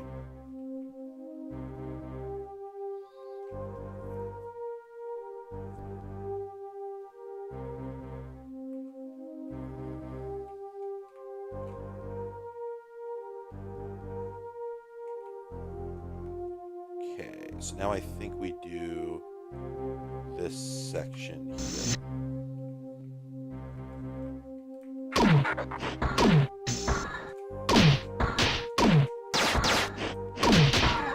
Excellent. Alright, so we get fusion batteries. We can supercharge this thing.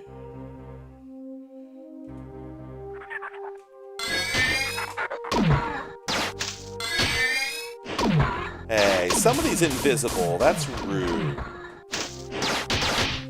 Oh yeah, no reload animation for it in this game. Funny. Wow, those are the closest pair of save terminals I've seen so far. Is that because they're about to fuck with me? Feels that way. Because what is even going on here? Huh. Whoops. Must be an open door up here that wasn't there before. Right? Or am I just trapped here now? Oh, nope. Oh, but it's a bad scene for me. Things are going poorly.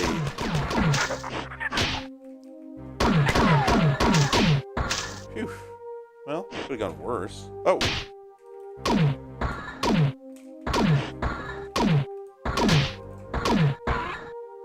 Oh, yeah. Okay. Big fan. Here for it. I love the red and the unclear distinction between what the red and yellow caution stripes mean goes really hard. I love it. Was there another save terminal around here? Oh, yeah, there actually was over here if I just want to save scum, but I guess I don't really need to because there's one on the way back to the next section, but I'm already here, so I did it. I did it. Right, what else we got? Again, I feel like I'm making pretty good progress. Like, I expected this stream to be a lot slower.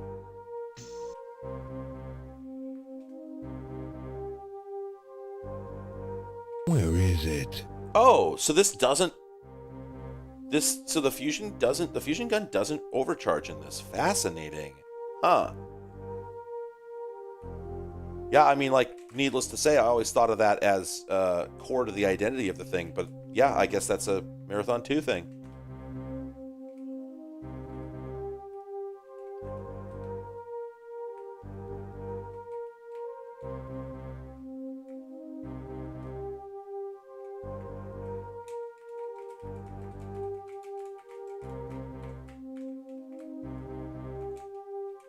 Well, that's not what I intended to do, but it's what I was going to do. Oh, shit.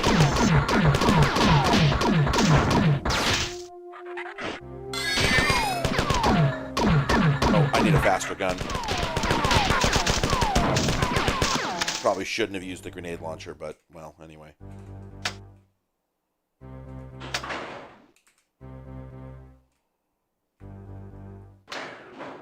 So... what did that get me? Okay, I think one of the switches there opened a door. But I don't think it was this one. Well, maybe. No. Oh, right. Okay, this takes... let me see. Do these health terminals run dry? They must, right? No? They're just... okay. Fair enough. I mean, I'll take it.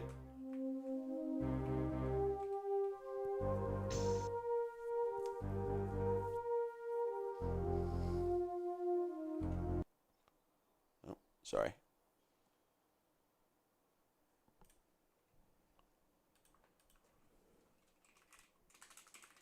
One second.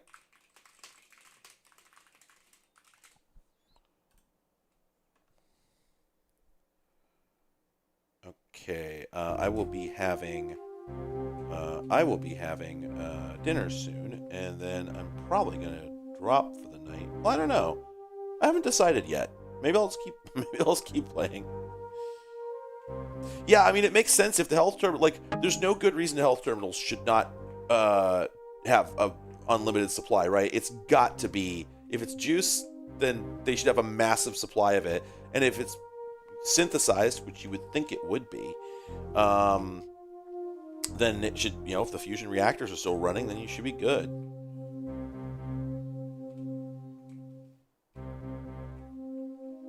Oh, is that what it is? So it's not a health bar, it's a shield bar? I mean, that makes sense, right?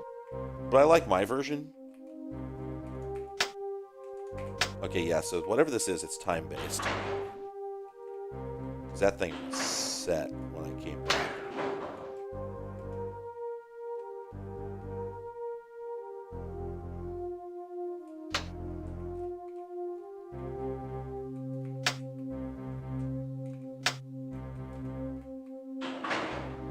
Got to be something over here, right?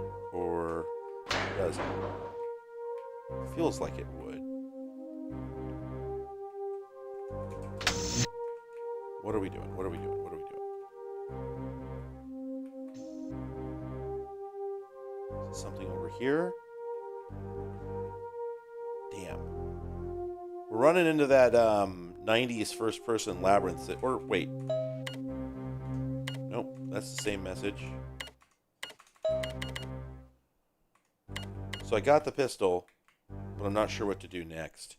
It feels like it wants me to hit that button and then go do something, but I don't know what that something is. All right, thanks for joining, Lev.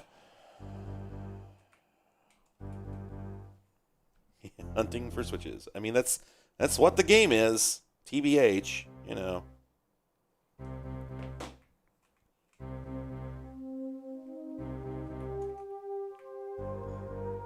Wow, how many times have we waited for this elevator to come back down? Yeah, what are we? I don't have map as overlay, unfortunately. Experimental vacuum chamber.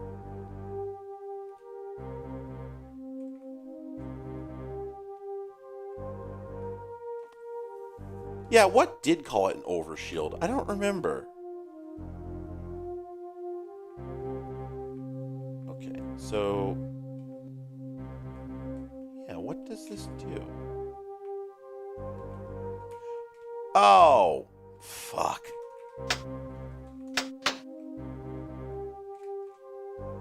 I think I may have undone it.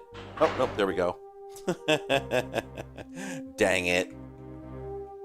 Okay, so this is yet another Bungie-ism that they just carried forth into Halo. I mean, it makes sense, but still. Whoa!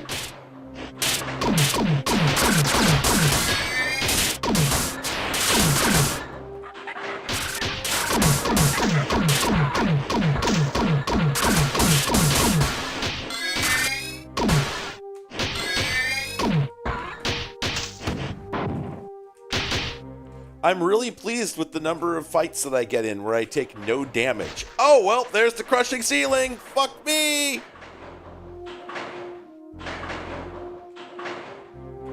Me boasting about not taking damage. I'm a genius. Oh, no.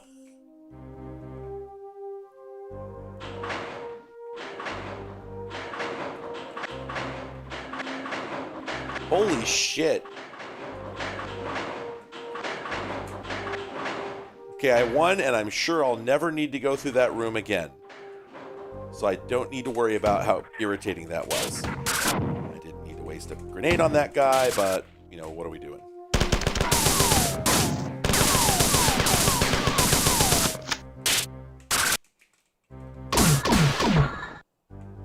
Okay.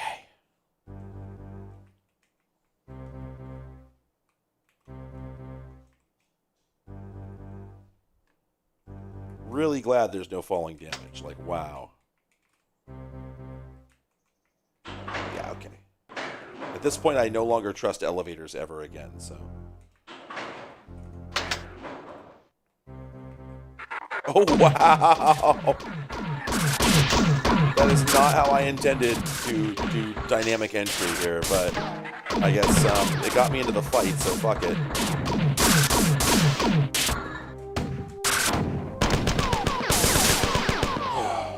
there we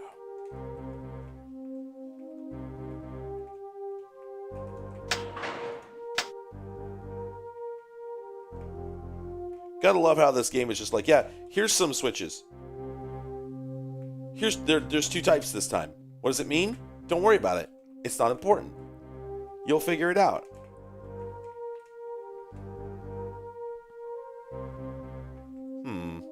Oh. Natch. How did I manage to get one of their corpses? Oh, grenade.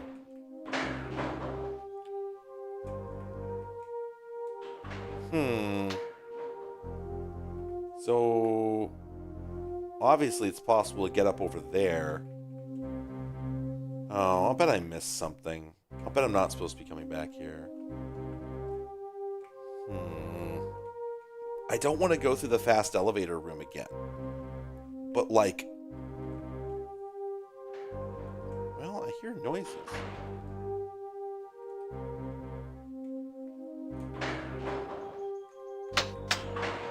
Okay, so whatever that is, it seems to be permanent.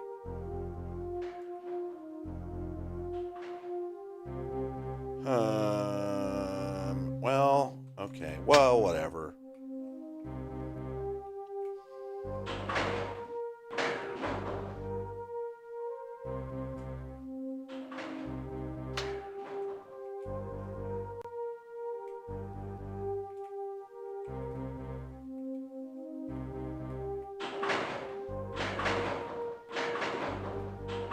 Okay, so that's all this is. That's fair, I suppose. Boy, these things are annoying. Or, well, are we supposed to go further back, maybe? I have to say, by the way, nope, that's definitely not it. One of the things that I had really expected from this stream is that I would be absolutely married to a walkthrough. I really thought that would be the case. And I'm sort of astonished that I've actually made it this far without any guides. Okay, so I'm being informed that it's dinner time, and I don't know if I'm going to come back and stream more afterwards, but I'm definitely going to go ahead and pause here to go eat. So, I'm going to leave you with the maximally ideal jams of Ben Prunty, who, as it turns out, is okay with you using his music in streams. Just whatever. You can't use him in anything else without licensing, but you can totally just use his background music in streams. He's cool with that. So, I will be back after I eat some delicious tacos. I'm glad we had this talk.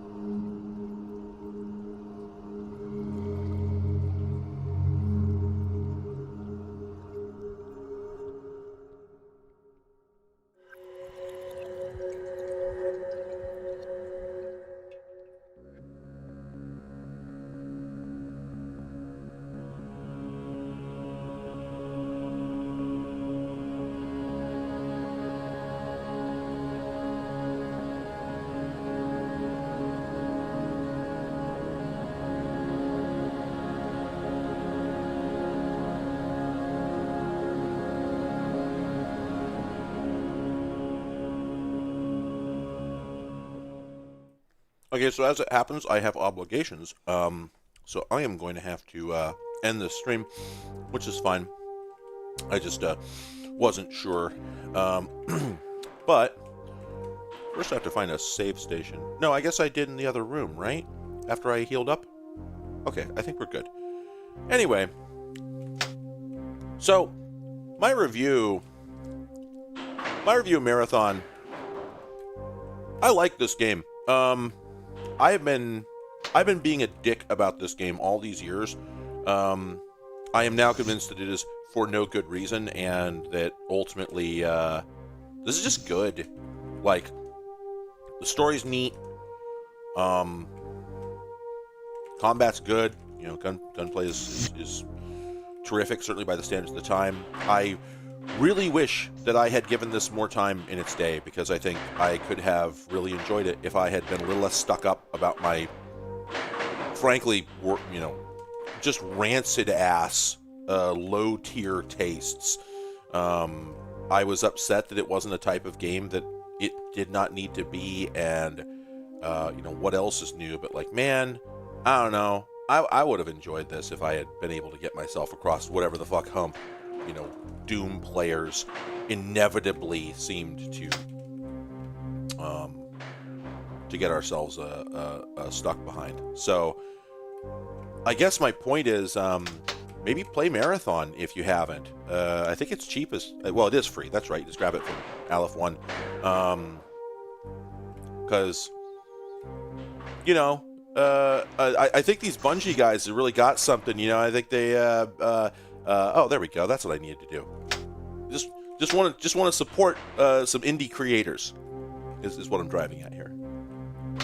I don't like Descent. Descent is an interesting gimmick that gets tired after basically one level.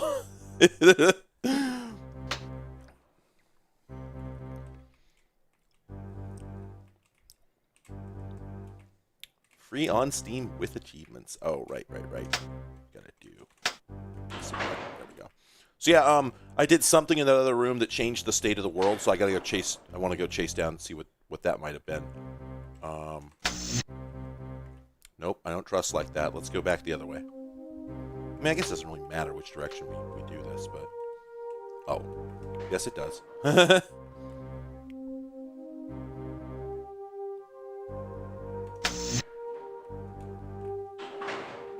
Wait a minute. That's what it is. There we go. Evelator. And we need to run. Oh, not quite.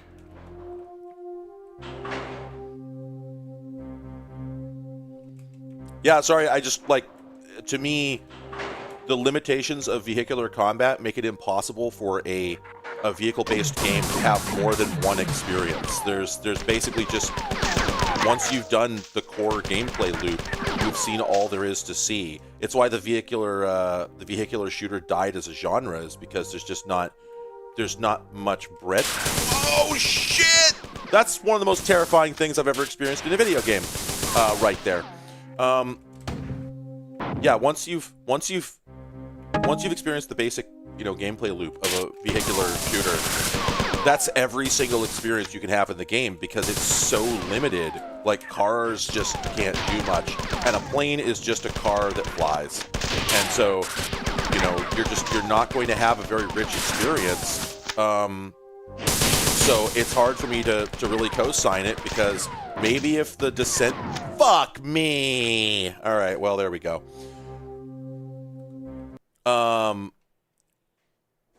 I like System Shock 2. The first one is very difficult to play. Anyway, yeah, I better go.